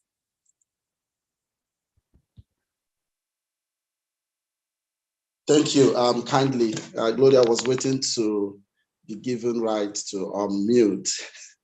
So, yes, thank you. And I must also commend the speakers. I want to appreciate Ifeoma. She raised important key points, and also Victor, and also our lady from Malawi. She's doing an amazing work. Bravo. So about cross-border collaboration and networking initiatives, and you did mention about the 3 C's of social networking. I just want to link that up. There are 2 ways to this. So we have our own role as young entrepreneurs, and then we have a role for the government and the stakeholders entirely. So side by side, there is a part that young people would do, and there is also a part that government would play in it. So for the young people, we need to be deliberate and intentional about networking. So when I carved out these 3 C's of social networking, it starts with connect. The first C is connect. So you need to connect strategically. Just when you're on LinkedIn, for instance, which is of course the largest professional network, social networking platform that you can think of today, having over 900 million people together. That's amazing. So there are a whole lot you can leverage from the LinkedIn platform. So what I tell people is, when you want to connect, you connect strategically. So you need to know who you are connecting with. For instance, all of us here today, this is an opportunity to start connecting, right? So you do not just know where the conversation will end after that. So that's why once I'm done now, I'm going to drop my LinkedIn profile link, and I will also want people to start sending me connection requests, and I will also send. So that's where you start. You have to start connecting. And then once you get connected, you now need to do what we call the contribute part of it. So you will start contributing. Contributing has to do with adding value. So when you connect with people, you need to add value. So when you get to start, meeting people, go with value from the point of value addition, not just to demand. So it cuts across whether you're an entrepreneur or whether you're starting out, you're reaching out to somebody for support. You can also come from the way of what you can also bring to the table, and not just to demand. So I'm just giving a rundown on the 3 C's. And then the other one is learning to communicate. So you need to learn how to communicate your needs, what you want at the right time, and not to jump in any of the process. So for instance, people just connect, and the next thing they are doing is, I need this, I need that. There's not any form of relationship, because when it comes to networking, so networking is about relationship building. So you need to sustain it, and sustaining it has to do with adding value and making sure that you are bringing something entirely. So generally, what I advise young people, especially for young entrepreneurs and those that are also in need to expand their reach, their global reaches, when you are out there, try as much as possible to put yourself in a position where you have something to give as much as you want to also take. Because in this life, it's about give and take. Then government has a whole lot to do. So I asked myself, why is it that we don't have an African-focused social media platform? So we have LinkedIn. It's good. We connect there. We meet a lot of people there. But what will stop us from floating our own social media African-focused platform? I just think that is an opportunity that we need to exploit, so that we know that, okay, this is where we have a pool of Africans, and young people too. But I'm sure that there are, a lot of things that are done there, that are hubs, ecosystem that have been put together. But I'm just saying, if we have LinkedIn, for instance, something like LinkedIn, and it's just like an African-focused platform, that would mean a whole lot, and it would also add to our networking, potentials. I also want to say that government has, a lot to do in establishing these online platforms, that can connect entrepreneurs. Outside what we can do as entrepreneurs, there is also a whole lot in terms of also the policy, that can drive that. Okay, so you talk about networking, and then we are still talking about the visa, issues. So last time I went to Kenya, I needed to get a visa to travel to Kenya. So, and you are still in Africa.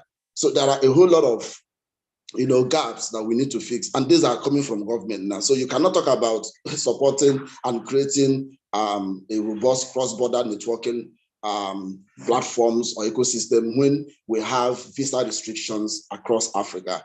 So I don't know whether we have the right people that are listening to that here, but I was happy when the Kenyan president had to lift it for, I think, one other country in the East Africa, but it needs to cut across other parts of Africa. I don't need a visa to be in Kenya. I don't need a visa to visit Malawi. I don't need a visa to be in South Africa. These are brothers, and we need to, get that done. So these are messages that we need to put out by way of advocacy, keep saying them and let it get to the right ear. So government has a whole lot to do in order to fast track even the after that we talk about, the Africa we want agenda, the whole agenda 2063 that we have, or that we're all working together to achieve, 40 years away. These things cannot be achieved when we still have, these issues. And then if you talk about currency, just as we have over 50 African countries, that's also how we have 50 currencies in Africa. So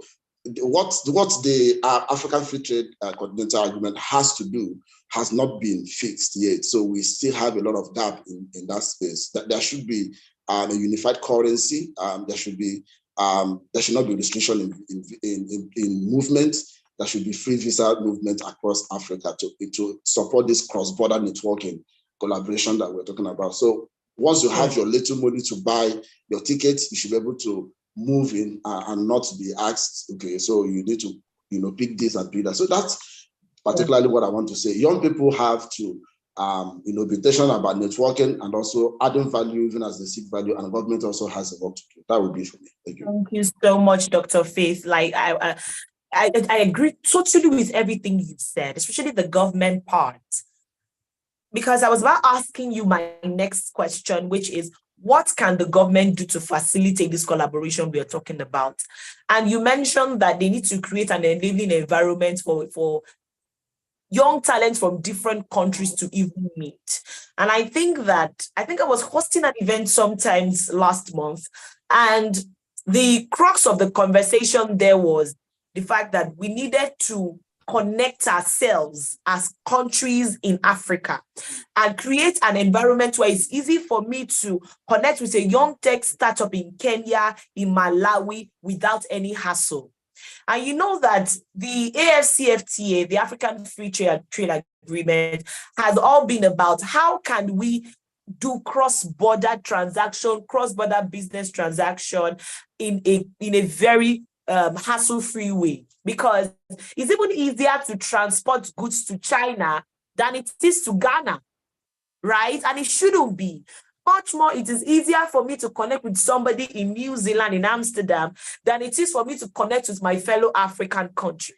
And so it's very important for us as African countries to see, as governments rather, in African countries to see that we create an enabling environment for these young entrepreneurs, for this young pool of talent that we're talking about, to foster collaboration. And I love the fact that you mentioned, I jotted them down. You said we need to connect and we need to communicate. And you also said that we always need to have something to give as much as we want to take from people. What can you offer? Thank you so much, Dr. Faith, for that. That was quite interesting. Victor, my final question to you before I take questions now.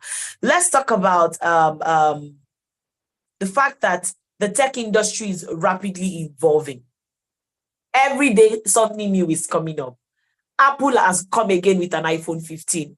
In the next few weeks, again, you hear there's an iPhone 16, and people have not even started buying iPhone 15. Every day, something is evolving. Now, what strategies can be employed to help young entrepreneurs keep up with the latest trends and technologies in the tech sector? Knowing fully well that every day new trends, new innovation is coming up, how can young entrepreneurs keep up with these new trends? Your final words. All right, thank you very much. I think the first thing is to make sure that they are properly guided on how to engage these new innovations and technology coming out. And the best way they can be guided is to have structures and proper channels of information that will guide them. Talking about the issue of networking also, it's going to really help collaborations. If they are in clusters, it's easier for them to understand the importance and relevance of every innovation that is coming up and how it can help them, depending on the sector in which they are engaged. The sector is very important. If it's education, if it's services, it's entertainment, depending on the sector they're operating, is very important to be properly guided through this clustering method and relevant agencies that can guide them in handling these innovations, because like you said, it could be very tempting and very distracting to lose your guard in trying to get to the next ship on board. So it's very important for them to get it thoroughly. And we'll keep talking about networking and collaboration, like the speaker said. We'll have to keep hammering on it to help. Absolutely. We will not stop talking about it to help them not to lose focus, even as this trend keep emerging. Thank you so much, Victor. All right. And we've come to the end of our conversation. Let me take just one question. Because of our time, I can't take more than one question. So let me look through the chats to see if we have previous questions from anybody. Anybody on the call, you have any question for Dr. Faith, for Victor? Anybody has any question for Wangiwe? Anybody? I can't see previous chats now for some reason. I can't see previous chats. I can't see all previous chats, but if you have any question right now, please leave it. If not, then we will call this session a wrap, okay? Anybody before we move on? Anybody, any question? Okay, we have one question. Let me see. There's a hand raised. Okay, please unmute your mic and please ask your question quickly, please, straight to the point. Thank you. All right. Good day to you. Yeah, good day. Please go ahead. Yeah. My question has to do with networking as entrepreneurs or as youths. I want to ask a very straightforward question, which is, someone like me who will always feel like the big men at the top are sometimes difficult to approach. So how do I then present myself in order to be of use to the networking space? Thank you. Well said. How do you connect with the big guns? I think Dr. Faith will be in the best position to answer this question. How do we connect with the big people in this industry, seeing that we are just starting out? Dr. Faith, please help us.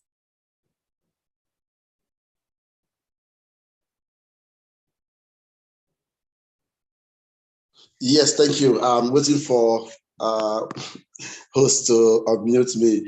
Yes, how do we connect with the big guns? I understand and I get the feeling. So when you are starting out and you want to connect with the big guy, it comes with value also, come from the place of value.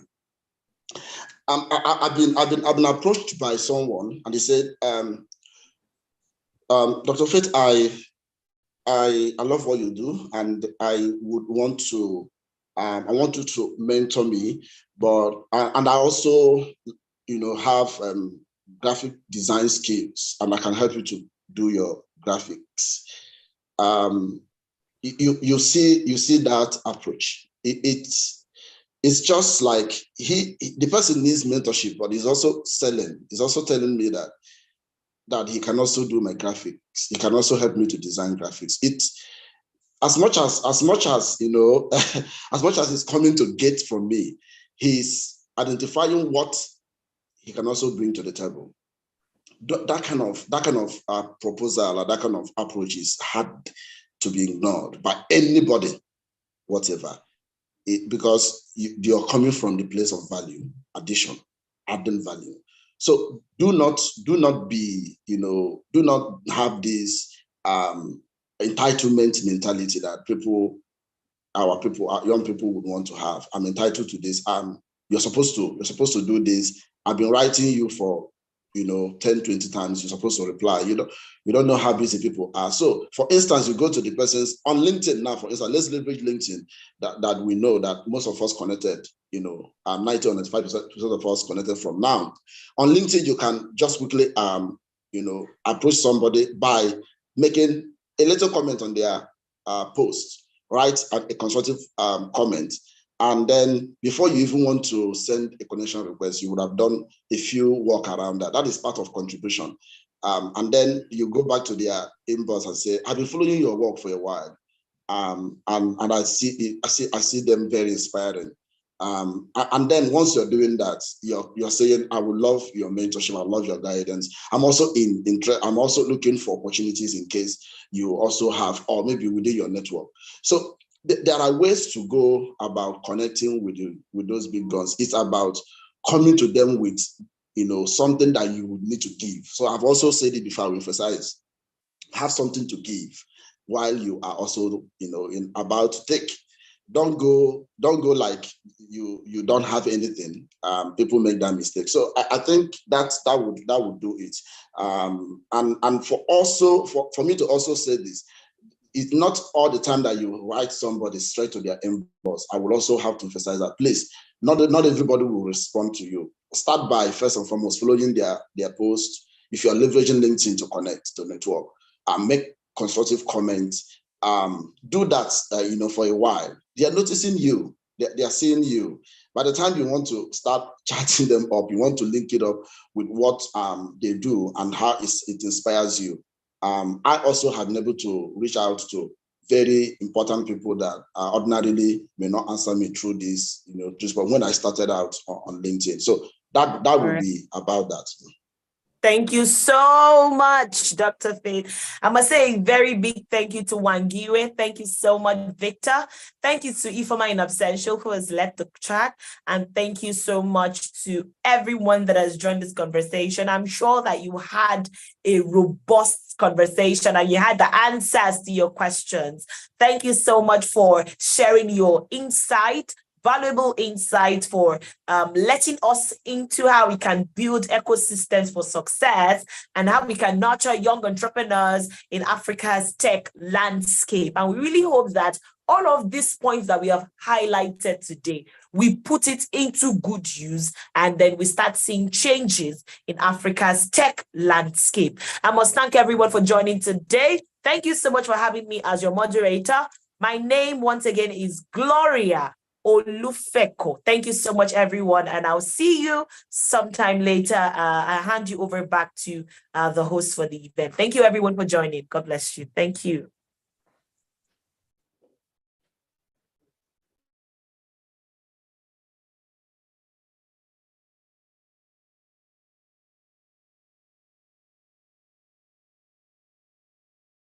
Thank you so much, Gloria. Thank you so much for the wonderful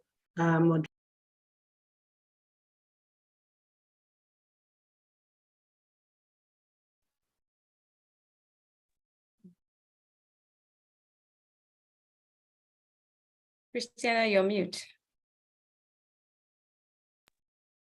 Oh, so sorry, I didn't know I was muted. Okay, thank you so much, Ella. Gloria, thank you so much for the wonderful moderation, and to all our panelists. Really enjoyed this session, and thank you so much for all the wonderful ideas you shared with us. So we'll just move over now to the next session for the day.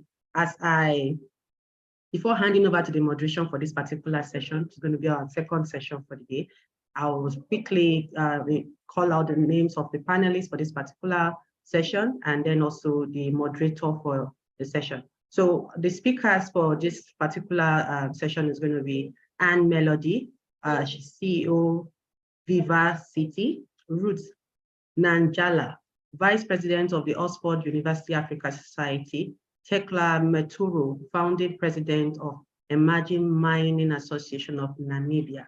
Then our moderator is going to be Peace Ekechi, Communication Officer for Grand Africa Initiative. Okay, over to you, Peace. Thank you so much, Christiana. Please confirm you can hear me. Yes, we can hear you. All right, thank you very much. It's been an amazing time since the beginning of today's session. It's been really awesome. Thank you so much, Gloria Olufeko, for that really insightful conversation on building ecosystems for success. It was really, really an interesting conversation, and I'm sure everyone on here gained a lot from that conversation.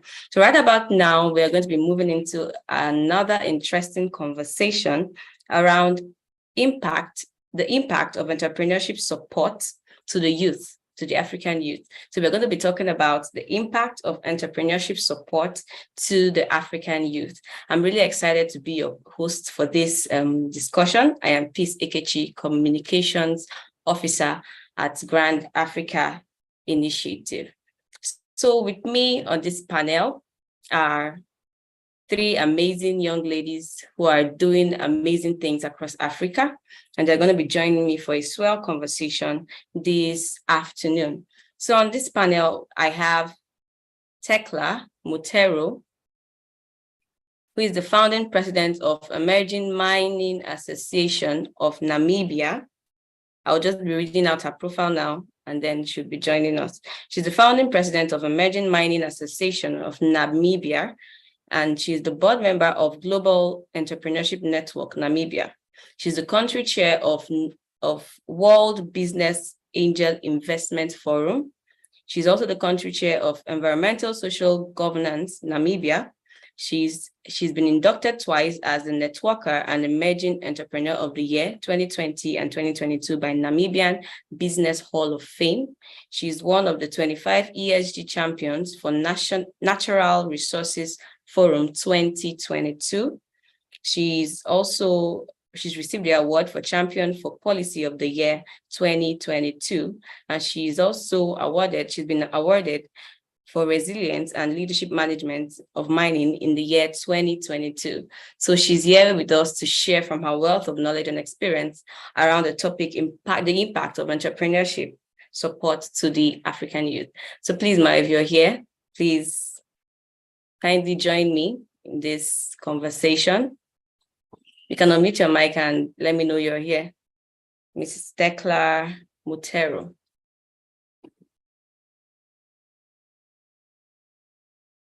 So while she joins, I'm going to be introducing our next panelist in the person of Isato Bokum, who is the president of Oxford University Africa Society. She is the president of Oxford University Africa Society. Isato Bokum is an accomplished media professional known for her skills in videography, editing, content creation, social media management, and film making. She has a strong commitment to leadership and social change, with experience from programs like the Young African Leadership Initiative, TAF Leadership Academy, and the Global Leadership Initiative cohort. She's passionate about advancing women's and girls' rights. She founded the Girls Talk organization, where she fearlessly addresses cultural norms hindering women's growth. Her impactful initiative, including social media campaigns, sensitization programs, mentorships, and capacity building efforts, have transformed the lives of many in the Gambia. So beyond our professional pursuits, Isato draws inspiration from podcasts and prioritizes cultivating personal relationships. With her exceptional leadership skills and unwavering dedication, she aspires to create a profound impact and contribute to the development of a more equitable society. So that's about Isato Bokum, and I think she's here already to join the conversation. Well, I'm Ruth Nanjala, and I'm just standing in for Isato. All right, you're welcome on board, Ruth Nanjala. All right, so introducing the next person on my panel, the next amazing personality on my panel is Oluwakemi Ann Melody Areola. She is one of Nigeria's most influential public relations strategists, award-winning publicist, special assistant on youth ICT and corporate relations to the Minister of Youth and Sports Development in the Federal Republic of Nigeria. She's the former special assistant on new media to the Minister of Communications, the one-time TV presenter on Sky B platforms, Ben TV, and Passion TV in the United Kingdom. She is the development strategist behind social media for Governance, a social media initiative developed to sensitize and educate Nigerian MDAs on the effective use of social media in government spaces. So that's about Oluwakemi Ann Melody. And she has a really towering profile, but I am just going to stop here for want of time. So I would love my panelists to join me in the conversation. So we have Ruth Nanjala already here, and we would love to have Tekla on board. Would love to have Tekla on board, and would love to have Ann Melody on board as well. So before they join, so far, how has the program been for you? I want you to share with me in the comments. Share with me in the comments. We had a very interesting conversation around building ecosystems for success. We learned about networking, learned about gender equality. We learned so many things. And in fact, if you apply the knowledge you've gotten so far, I believe that your startup, your business, and your entrepreneurial venture is going to succeed, certainly. So what have you learned so far? Let's interact in the comments while we wait for our panelists to join us. So I see Kemi Ariola is here already. So while we wait for Ms. Tekla, just share with me in the chat. I want to read from you. Tell me what has been your aha moment so far. What really stood out for you in the whole conversation we've had today? This is the final panel for today. So I want to know, what have you learned? What have you learned? Has it been impactful? Has it been great? Have you learned a lot? Let's hear from you in the chats. Let's hear from you in the chats. All right. So while we wait to hear from you, I think we can go ahead with our conversation for today. So you're welcome. A very warm welcome to you, Kemi Ariola. A very warm welcome to you, Ruth Nanjala. Welcome to this session. And we are going to be discussing the topic, the impact of entrepreneurship support to the youth, to the African youth. And to kickstart this conversation, I would love you to share. I'll start with you, Kemi Ariola. I want you to share with us, how has entrepreneurship support evolved in the past decade? How has it grown? How has it evolved in the past decade, and what notable successes can we highlight from this evolution? If you can hear me, Mark, please kindly unmute.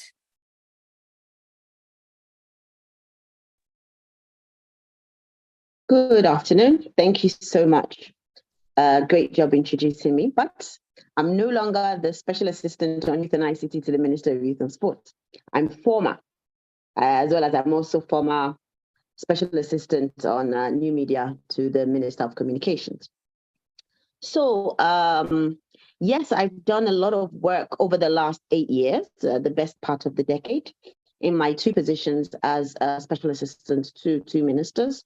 I've done a lot of work with the young people and traveled a lot across the African continent and been able to see some of the different things that we've started doing. And as we all know, I think it's been said that by the year 2030, the best part of 30 million jobs will be obsolete. And in order for young people to keep up and remain relevant, there had to be a shift. So the shift now is the inclusion or the transformation of digital. So there's been a lot more in the space of digital, ensuring that digital is captured in every industry. So when you're talking agriculture, you're talking digital. When you're talking healthcare, you're talking digital. And I believe young people have moved leaps and bounds in moving this forward, because a lot of the applications and the innovative ways that some of these sectors are seeming to evolve is by the use of digital, and it's being done by young people.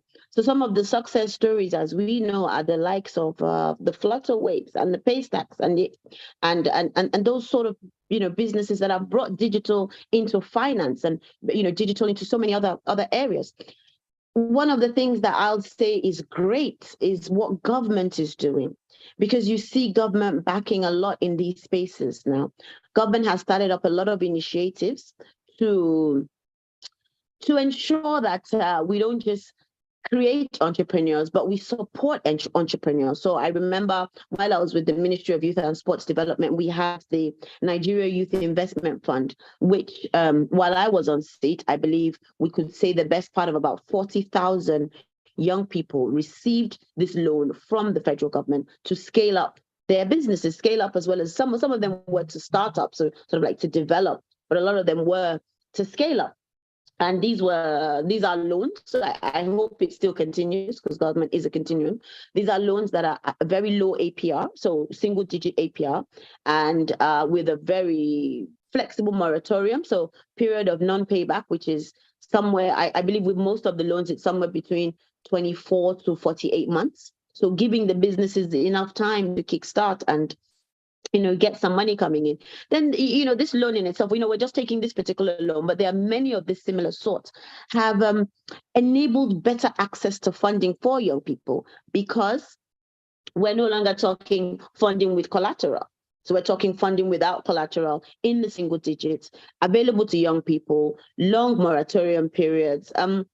And then, so we've spoken about the focus on ICT, or the incorporation of, or the leveraging of ICT, but we also need to speak about the focus on agriculture.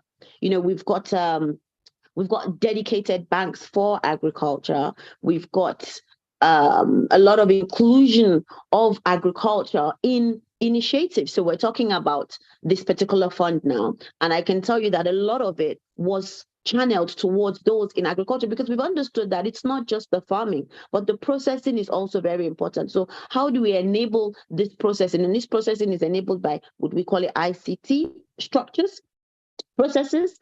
There's also a bigger leap in the African-based investor interest. So we've got better investor interest because we're selling our products better, we're modifying our products better. These are the young people I'm speaking about, and we're getting it out there. So we've got the likes of the Silicon Valleys now no longer exist only in Silicon Valley. They exist now in FCT in Abuja. They exist now in Kenya. They exist now, all over the African continent. So I can see a lot of meetings with the African Union, and there's the coming together and the pooling of funds. So there are grants and loans available at the continent level as well for young people. So I feel the development of banks, the inclusion of young people, the access to finance, the removal of the bottlenecks and the obstacles to enable this access to finance, the flexibility in the payment options, and a great number of these things have enhanced youth access to finance, and therefore been able to scale up as well as sustain entrepreneurship here on the African continent. I think I've said enough on that. Thank you. Thank you very much, Ma, for highlighting all of those improvements over the years in entrepreneurship support. So you made mention of the Nigerian Youth Investment Fund, making investment opportunities available to Nigerian entrepreneurs. And also it's also at the continent level. We have grants, we have loans, that have been made available to support young startups in tech, and not just tech, also in agriculture and in all other sectors. Thank you so much, Ma, for that amazing contribution. So Ruth Nanjala, do you have anything to add to this as to the evolution of entrepreneurial support over the past decade in Africa? Thank you. Thank you so much. I'll just first start by introducing myself, because I'm not Aissatou. I'm just standing in for her. I'm the Vice President for the African Society in Oxford. And yeah, thank you so much for the invite here. So I think Kemi has talked a lot about all the things that have happened in the last decade. And I won't repeat what she has said, but maybe just to add on to what she has mentioned, maybe just talk about social entrepreneurship, because over the past decade, there's been a growing emphasis on social entrepreneurship, and most startups are now focusing on addressing critical issues that are related to the society and also environmental challenges. And also the other thing has been an increased a number of women who are now venturing into entrepreneurship, and there've been efforts to empower and support women as well over the past decades. So we have had initiatives like Women in Tech Africa, She Leads Africa, and things like that. And I think, yeah, those are some of the things that we've seen grow in the past decade. Thank you. Yeah, thank you very much. Thank you so much for highlighting the fact that women are now more, involved when it comes to entrepreneurship, even in the tech field. Thank you so very much. So I will still ask you this question. Now, Ms. Isatu has recorded successes in her endeavors as a videographer, content creator, and also she pioneered an organization, an initiative, Girl Talk organization, if I am not mistaken. So I want to ask, what do you think are the key challenges that young entrepreneurs face in Africa, in whatever field, whether technology, ICT, agriculture, or whatever? What challenges do they face, and how can these challenges be addressed through support systems? Can you please shed light on that? Thank you. Thank you so much. So this is not just focused on women alone, right? Just generally. Yeah, general. Okay, yeah. Well, there are several challenges, but I think the critical one is a disconnect between the wider government and what the youths are trying to address.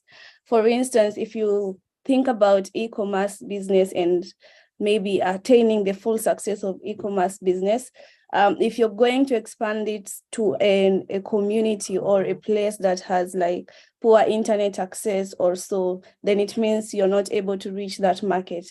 Then if you talk about maybe logistics sort of business and things like that, you face the challenge of poor infrastructure and things like that, and even communication. There were during the African conference last year, I remember Mo Ibrahim emphasizing about how poor infrastructure has sort of provided a shortfall for most businesses. For instance, if you're in one African country and you need to talk to another person in the next African country, for instance, Nigeria and Ghana, just like one call alone would cost you a lot of money, and things like that are some of the things that are sort of hindering progress in terms of entrepreneurship, I'd say, especially for the youths who are still sourcing for funds to support their businesses. All right, thank you so much for highlighting the problems. Now, I'd love to ask a follow-up questions. Now, you've highlighted the problem of communication, highlighted the problem of logistics, poor infrastructure, and all of that. Now, what can be done? What do you think can be a way to address these challenges? How can support systems, could be the government, could be individuals or whatever, how can these challenges be to some extent ameliorated? Thank you. Money. Sorry. Just to emphasize that youth empowerment is very important. And if we are able to sort of get enough money to support some of these issues, then most of them would be solved. For instance, if we look at infrastructure, we just need better roads, right? From connecting one place to the other. So if we have the government sort of looking at that sector and sort of assisting with that, then it means we are able to trade. Even recently, there have been talks about African free trade and things like that. So I think these are things that governments, if they sit down and decide to solve, it would help a lot of youth entrepreneurship. Thank you very much. So the government has a part to play, a huge part to play in this, and then money, a lot of money. Investment. Thank you so very much. Thank you so very much. I don't know if Kemi Ariola is still with us. Oh, yes, I'm still with you. I'm still here. Thank you so very much. So I have a question for you. And like you said, you've been the special advisor on ICT and corporate relations to the Minister of Youth and Sports, in Nigeria. So, of course, you've been involved in policy making, regulations and all of that. So I want to ask, are there specific policies and regulatory changes that are needed to foster a more conducive environment for youth entrepreneurship in Africa? What specific policies or regulations need to be put in place, to create a more conducive environment for youth entrepreneurship to thrive more in Africa? Thank you, ma'am. Yes, definitely. There need to be a few more policies. As you know, not just Africa, globally, everything is ever evolving. Nothing is ever stagnant. So with every day, with every new upcoming idea, there needs to be more policies to regulate, so to speak. As we've just spoken about the fact that there are some loans on the continent that are available to young people, but you will agree with me that it's still not enough.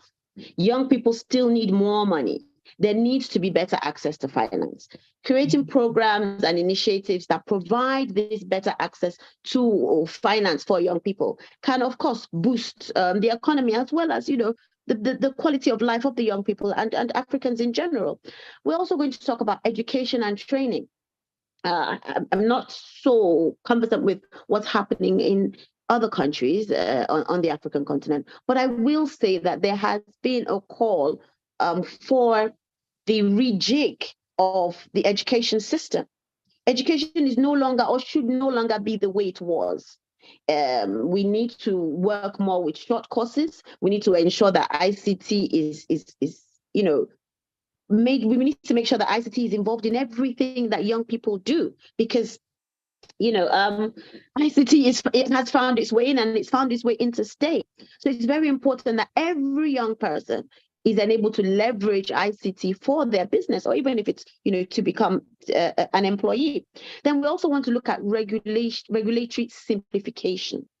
In Nigeria, we do know that we have this ease of doing business that's trying to get all the different taxes together and avoid these multiple taxation issues that we face. Young people are more in the MSME and the SME space. They are not yet large corporations, and this multiple taxation affects them more than other people. So it's very important to look at this taxation processes or this regulation in general of businesses to ensure that the young people are not, falling below the line, and it's not affecting their businesses to the point of shutdown. We need to look at supportive ecosystems. If there can be initiatives or policies that are drafted out to say, okay, larger corporations, how do you support the smaller companies that are in your sector, so to speak? Driving a policy or an initiative around something like this would be amazing. We're looking at tax incentives. The larger corporations are able to get these tax incentives for themselves because they know how these things are done, and they've been doing it for a good number of decades. How do we create tax incentives that are favorable to the MSMEs and the SMEs? We're looking at intellectual property. Intellectual property is a thing of now. It's always been a thing since time immemorial, but the more we have more creatives, which we have a lot of young people that are in the creative space across board. Creatives are not just the people that are on TikTok and Instagram, so to speak. No, we have more creatives, more painters, more people welding, what you would use as an iron pole before. They're welding them into things that are useful. Iron poles are useful, but more useful nowadays. And how do we protect their intellectual property? How do we put all of these things in place to ensure that these young people can carry on in what they're doing? And then lastly, I'll say youth involvement. I keep on clamoring for youth involvement in everything. It can't be a one-way conversation. The government can't just talk to the young people and say, this is what we want. No, we need to sound the young people out, to hear from them, to say, what would you like? And then there can be a meeting of the minds to say, okay, this is what we're proposing, this is what you like, and this is where, we can meet. But there must be youth involvement. I'm not talking about youth takeover. No, I'm just talking about youth involvement. Thank you. Thank you so much, Ma. Thank you so much for highlighting all of those very key things that are really important when it comes to policy and regulation to enable the African youth thrive, in entrepreneurship. You made mention of regulatory simplification, education and training, really, really important, access to finance, and intellectual property protection. Thank you so much for highlighting all of those key things, Ma. And I would love to, you made mention of education, yes, education and training. Now, a lot of entrepreneurs are looking for these loans and access to finance, but they lack education when it comes to finance. Many of them, they are looking for the money, but they don't even know how best to use that money to, grow their startup. So I want to ask, what efforts can be made to enhance financial education, and inclusion for young African entrepreneurs? Yes, okay, you can unmute.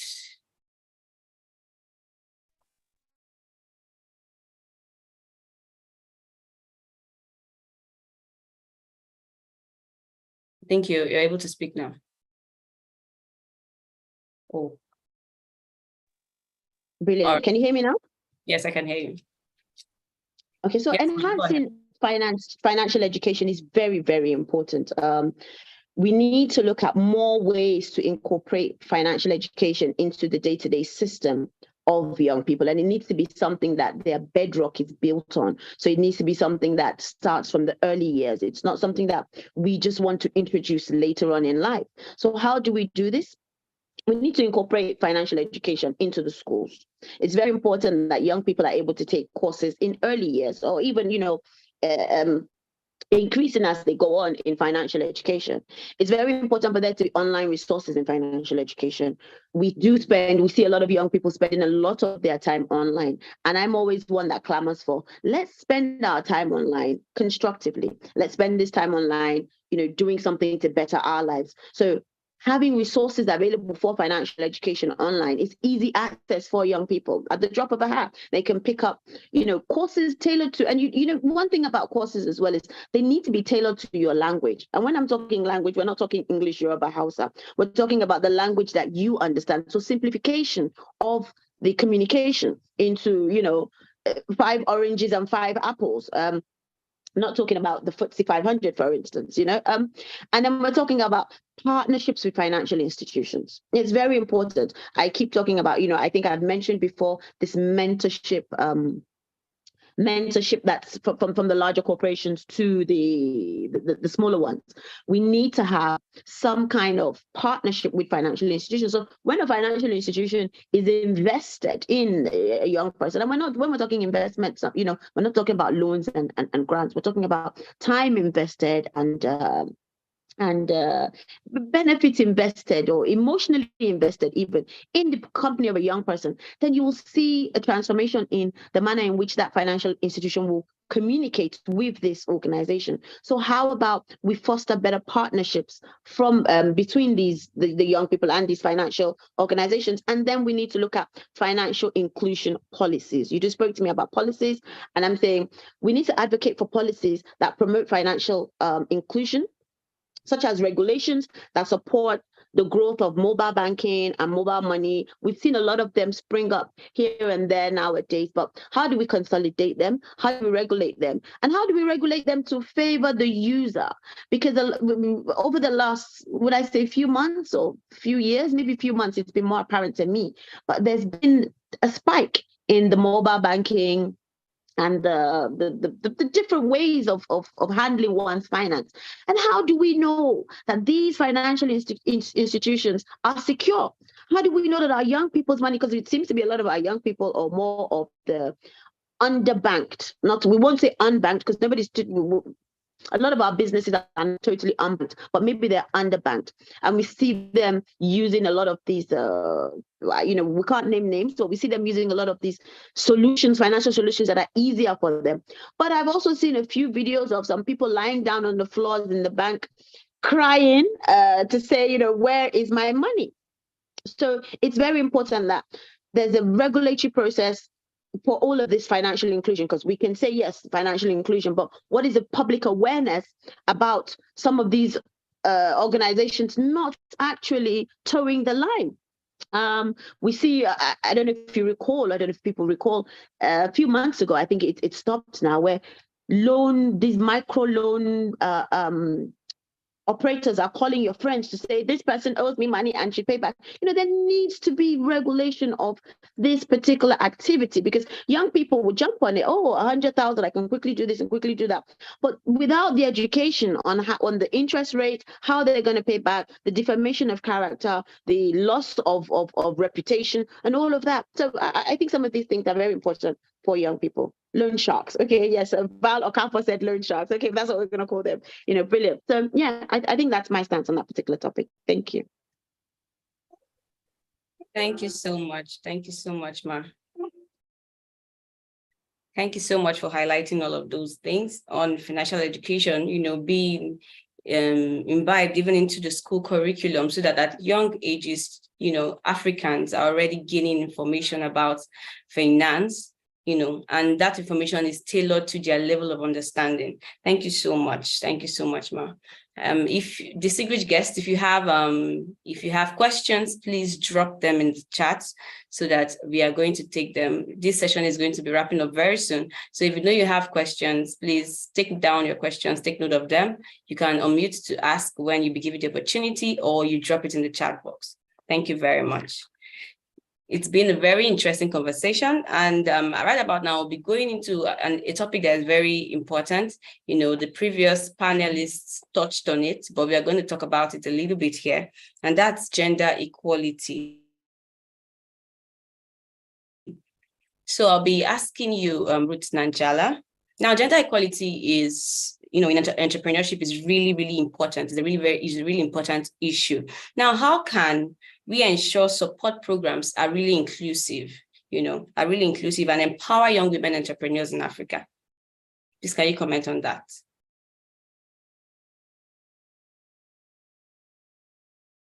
Okay, so I'll be unmuting you now. Okay, great. Can you hear me now? Yeah, I can hear you. Please go ahead. I think Kemi has highlighted a lot of things in her conversation, but just I think women should put themselves out there, go forth and look for opportunities for entrepreneurship, and look for this financial support for their businesses, whether it's government, whether it's NGOs and things like that. And I think something else I'd like to highlight is look for mentors. So look for people that have sort of are at the top of the ladder in this particular, or in the particular field that they are looking to start up, or things like that, and sort of build this mentorship thing with them, so that they are able to help them get to the same place. And also the other thing would be on education and training. So trying to get into these educational and training programs for entrepreneurship and things like that. And also, gaining access to markets and things like that. I think most of these things Kemi has highlighted, but I think most women sort of just lay back and they don't sort of go forth for opportunities. So I'd encourage all the women that would want to venture into entrepreneurship to just go for the things that they want. Yeah. Thank you so much, Ruth. Yeah, that's really profound. Women should endeavor to put themselves out there, put yourself out there, go out, get trained, look for mentorship and all of that. Thank you very much for highlighting those very key actionable steps. So we'll be wrapping this up in about 3 minutes. But before we go, I want to ask, or I want you both to comment on this. Now, we talked about NGOs, government agencies, providing these opportunities for entrepreneurship to thrive in Africa. Now, what can African government, NGOs, and private sector partners do to ensure that entrepreneurship support programs are sustainable and have a lasting impact on youth entrepreneurship, on youth empowerment in Africa? So, Kemi, can you go ahead and answer this question, please?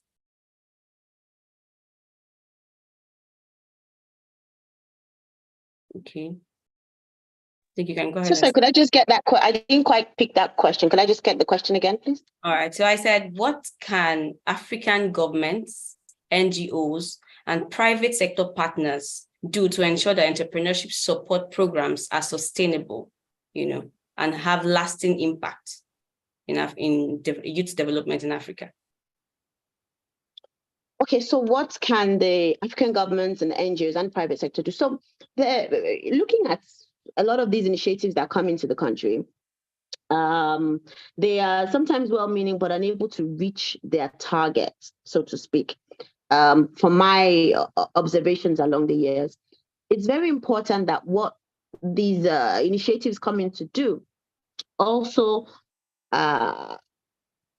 fosters on a bedrock of skills transfer. So it's very important that as well as we come in with meaningful ideas, but the people on the ground, what is their level? What's their capacity level? So it's very important to build capacity first and foremost before you're able to, knowledge transfer, building capacity, and then you're able to get these initiatives up and going. And then another thing is it's very important to track. Your evaluation and your measuring processes are very important because that's how you're able to say, okay, this is the exact success of this, but this is where, if another organization was to come in to do something like this, this is where we would need to tweak it to enable for it to do better. And some of this feedback needs to come from the community. So not just the development partners that are going in there, or not just the government that's going in there, but from the community for them to say, this is how this has worked for us. But the next time we would like, this to be better. And I'm always, clamoring for two-way communication. It can't just be the government and the NGO and the private sector delivering this to the community. Have we asked the community, what does the community need? So involvement of the community in whatever is going to be deployed, within that community, and involving them from inception phase. So not just saying, oh, we're coming into your state or we're coming into your local area to do this particular thing. You need to first of all, have these conversations with them beforehand to know, okay, what is needed, engage with the village heads, engage with the young people in that area, so that there can be continuity when the development partners or the government leave. What are you leaving behind, or what skills are you leaving behind with those that are left behind? And having the approach of engaging with the village elders or the community elders is very important, because they would be able to manage the continuity, moving forward.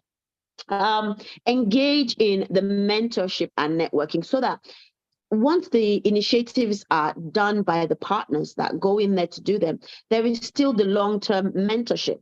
So once they've left, they still communicate with the community on a regular basis to see where they have problems, or we don't like calling them problems, we call them challenges that they may need assistance with. And then it is very important that policies are formed around these initiatives before the initiatives are done. So we don't just walk into a community and deliver a one-off initiative that has no policy that's surrounding it. So it's not part of a bigger picture. When there's a policy that says, okay, when the initiative is being delivered, so to speak, it has to have 10% young people, 30% women, use 20% local produce. You understand? So having such policies ensures continuity immediately, well, not immediately, but as and when the development partners of the government, private sector partners leave that particular environment, there will be a way of it continuing. Yeah. Thank you. Thank you so much. Thank you so much for those really profound points. We really learned a lot from that. Thank you very much, Ma. So we've talked a lot about NGOs, what the government can do, what private sector partners can do, but we've not touched on what we, the entrepreneurs, the young Africans, can do in this respect, in shaping the future of entrepreneurship support initiatives. When these young Africans get the support, what do they do with it?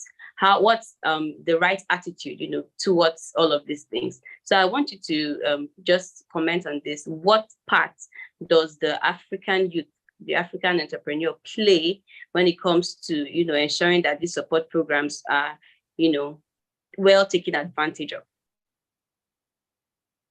So I always like to remind people, that it's down to you. It's up to you and it's down to you. You can have all the support around you that you need, but if you're not able to key in, then there isn't much you can do. Your network is your net worth. You need to develop your skills, capacity development. You need to innovate. Even if it's Ogi that you're selling, does your Ogi have Ogi's pap? So even if it's pap that you're selling, does your pap have cinnamon or does it have ginger? That's an innovative way. How do you sell your pap? In a bucket, in a cup, with a straw? Then policy advocacy. I saw young people advocate for the startup bill last year or earlier this year. Was it last year? Earlier this year. I saw young people advocate for the mental health bill as well. And when you need something, you can advocate for it. Community engagement, be involved in your community, continuous learning, never stop learning. It's very important that, we say nothing for us without us. So there's nothing for you without you. There's no amount of what I can give to you that if you don't key in and if you don't want to utilize it, you won't be able to get the best out of it. So I think that's my position on it. Thank you very much. Thank you very much, Ma. He said if you're not able to, key into these things, there's not so much you can do with it. And you need to be innovative. I really like the part where you talked about if it's Ogi you're selling, even if it's Akara you're selling, try to be innovative about it. Go out, get involved in your community, identify issues in the community, and begin to seek solutions to them. Thank you so much. Thank you so much, Ma, for these profound lessons. I'm not sure. Ruth, can we hear from you? I don't know if you're still here. Yeah. I'll hear from you on this respect. What can the African youth do, in ensuring that they take advantage of the support that they are receiving? Yeah. So in addition to what Kemi has talked about, I think I'd like to emphasize on voicing our needs. We as African or youth entrepreneurs in Africa should actively voice our needs, voice our challenges in the entrepreneurial space, and actively participate in surveys, interviews, focus groups, and all things entrepreneurial. And the other thing we could take advantage of is mentorship. I think mentorship is really important. And even as you want to be connected to a mentor, what is your role as a mentee? How do you play your role? How do you actually mobilize for this proper sort of support that you need? And how do you ensure that your mentor continues to support you even during the mentorship phase and things like that? Also, skills development. If you want to sell, I'm not Nigerian, so I don't have Nigerian examples, but say if you want to sell a product, what skills do you need to be able to ensure that whatever you're selling, the market is appropriate, the location is appropriate, and things like that, that if you're starting a logistic business, are you going to get proper movement of goods from location 1 to location 2? So ensure that you develop the proper skills that you need for the business that you are involved in, or the business that you want to start up as well. Also collaborate. I think most of the times we want to do a one-man show, and such things do not work out really well. So try to collaborate with your peers, collaborate with the government, collaborate with private things like that, to ensure that whatever you're doing can reach a wider community and things like that. I think there's a lot of things we can talk about, and Kemi has mentioned most of them, but I think we as youth entrepreneurs should actually take advantage of these things and not just let the government or private entities to do things for us. So let's learn to go for things. I will emphasize on that. Let's learn to go for things. So if you know that you want to start this business, or if you know you want to expand this business, what do you actually need to be able to do that? Do you need to collaborate with the government? Do you need to look for funding? Do you need to get into an entrepreneurial program? Do you need to include these people and these people? So things like that. So essentially, I'll just sum it up by saying, go for what you want. Let nothing stop you. Let nothing hold you back. Yeah, thank you. Thank you so much, Ruth. That's really, really amazing. Yeah, it's clear that this whole thing about entrepreneurship support is actually a two-way street. It's not just about the government, not just about NGOs or private partners. The African youth in question has a lot to do, in, voicing our needs. You mentioned mentorship, skill acquisition, having the right knowledge and, doing your own research around the venture you want to get into. You want to know exactly what it is you want to do. Collaboration, very, very important. Thank you very much for such an awesome conversation. Thank you so much, Ruth Nanjala. Thank you so much, Kemi, for a very, very interesting conversation today. I see that we have some questions in the chat. Grace, please, can you send the questions again? I think I lost the questions. Can you send the question? We can just take one. We'll take just one question because of our time. Please resend the questions to the chat so we can get answers to them.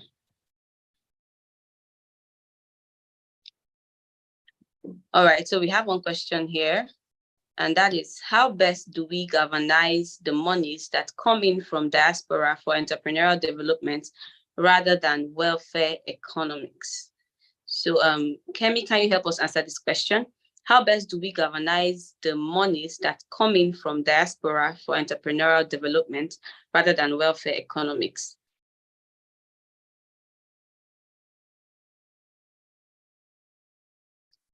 Kemi, can you hear me? Please host, kindly unmute her. Thank you.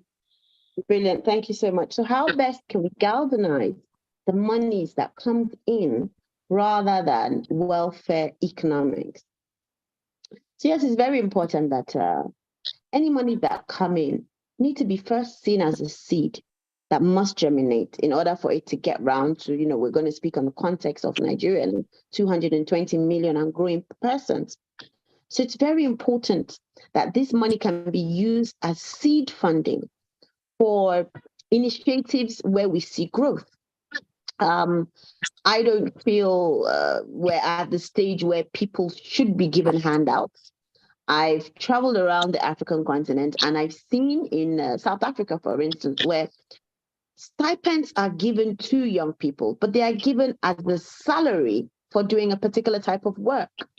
I've also seen initiatives in, I think it's in Kenya, where stipends are given to young people, but they are also given as a seed funding for an initiative that is already on ground.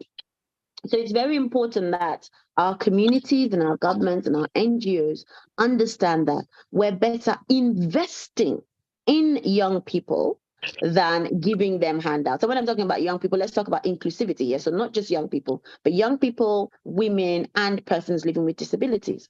If we're able to give them a seed that they are able to allow germinate, then it can, bring a lot more. So yes, you're right. We don't want welfare anymore. We don't want it to be about welfare. We don't want it to be about monies that we will spend in the here and now. We don't want it to be about seeds that we will eat in the here and now. Would rather it's about seeds that we can plant that can germinate to something for the future. So yes, seed funding. Let's channel more of this money into seed funding.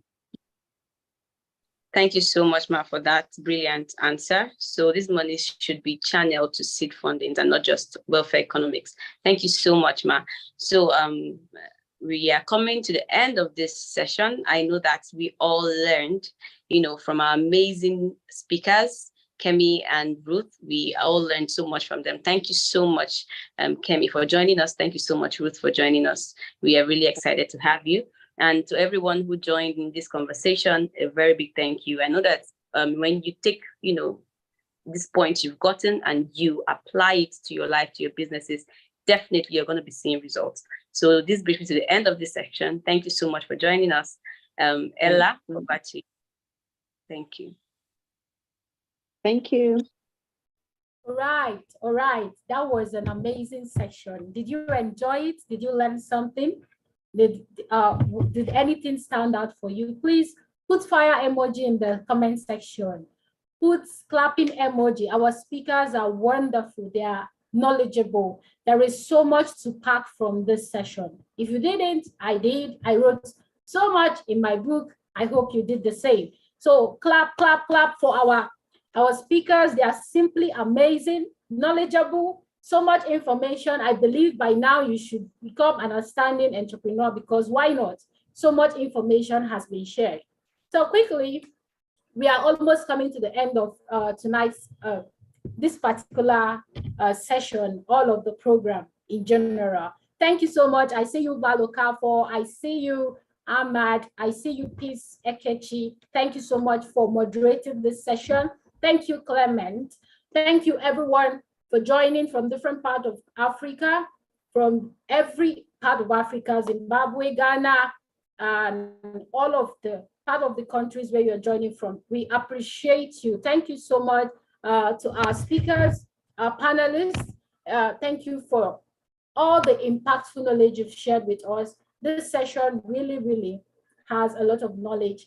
And to everyone who have joined so far, they can attest to the fact that it's worth the time spent. I hope you are also getting ready for tomorrow and you're preparing for tomorrow's session because it has not ended yet. We are still continuing tomorrow. If you got value, tell a friend to tell a friend.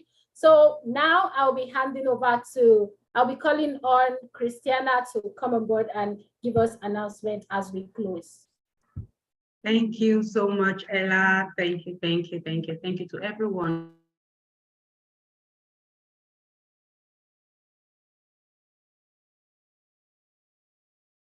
All right, taking over from Christiana. Sorry for that break with completion. All right, taking over from Christiana. Just a brief announcement. Try to follow us across all our social media platforms.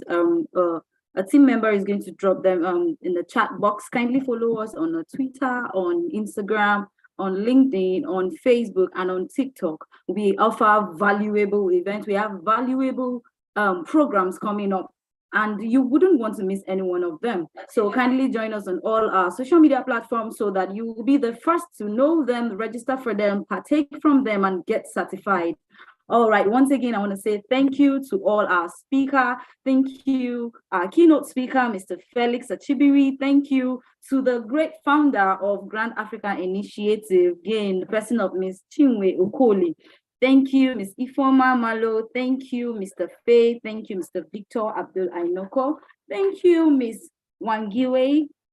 Thank you, Ms. Anna Melody. Thank you, Ms. Tequila in absence. Thank you, Ruth Nan Opadi Mojai. Thank you, Ruth Nanjala. Thank you so much. Thank you, everyone, for plugging in. Thank you for your time. I believe it was a great time in Gain Youth Summit Day 1, Unlocking Africa's Digital Future, Youth Entrepreneurship at the Nexus of Innovation. Tomorrow promised to be a great one. It promised to be more enlightening. Do well to join us once again, 9:30 a.m. tomorrow.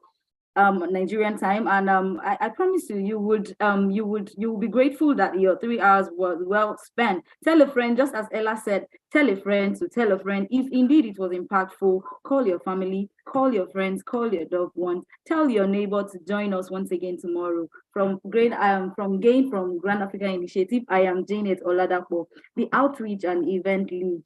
Thank you so much. Do have a great day.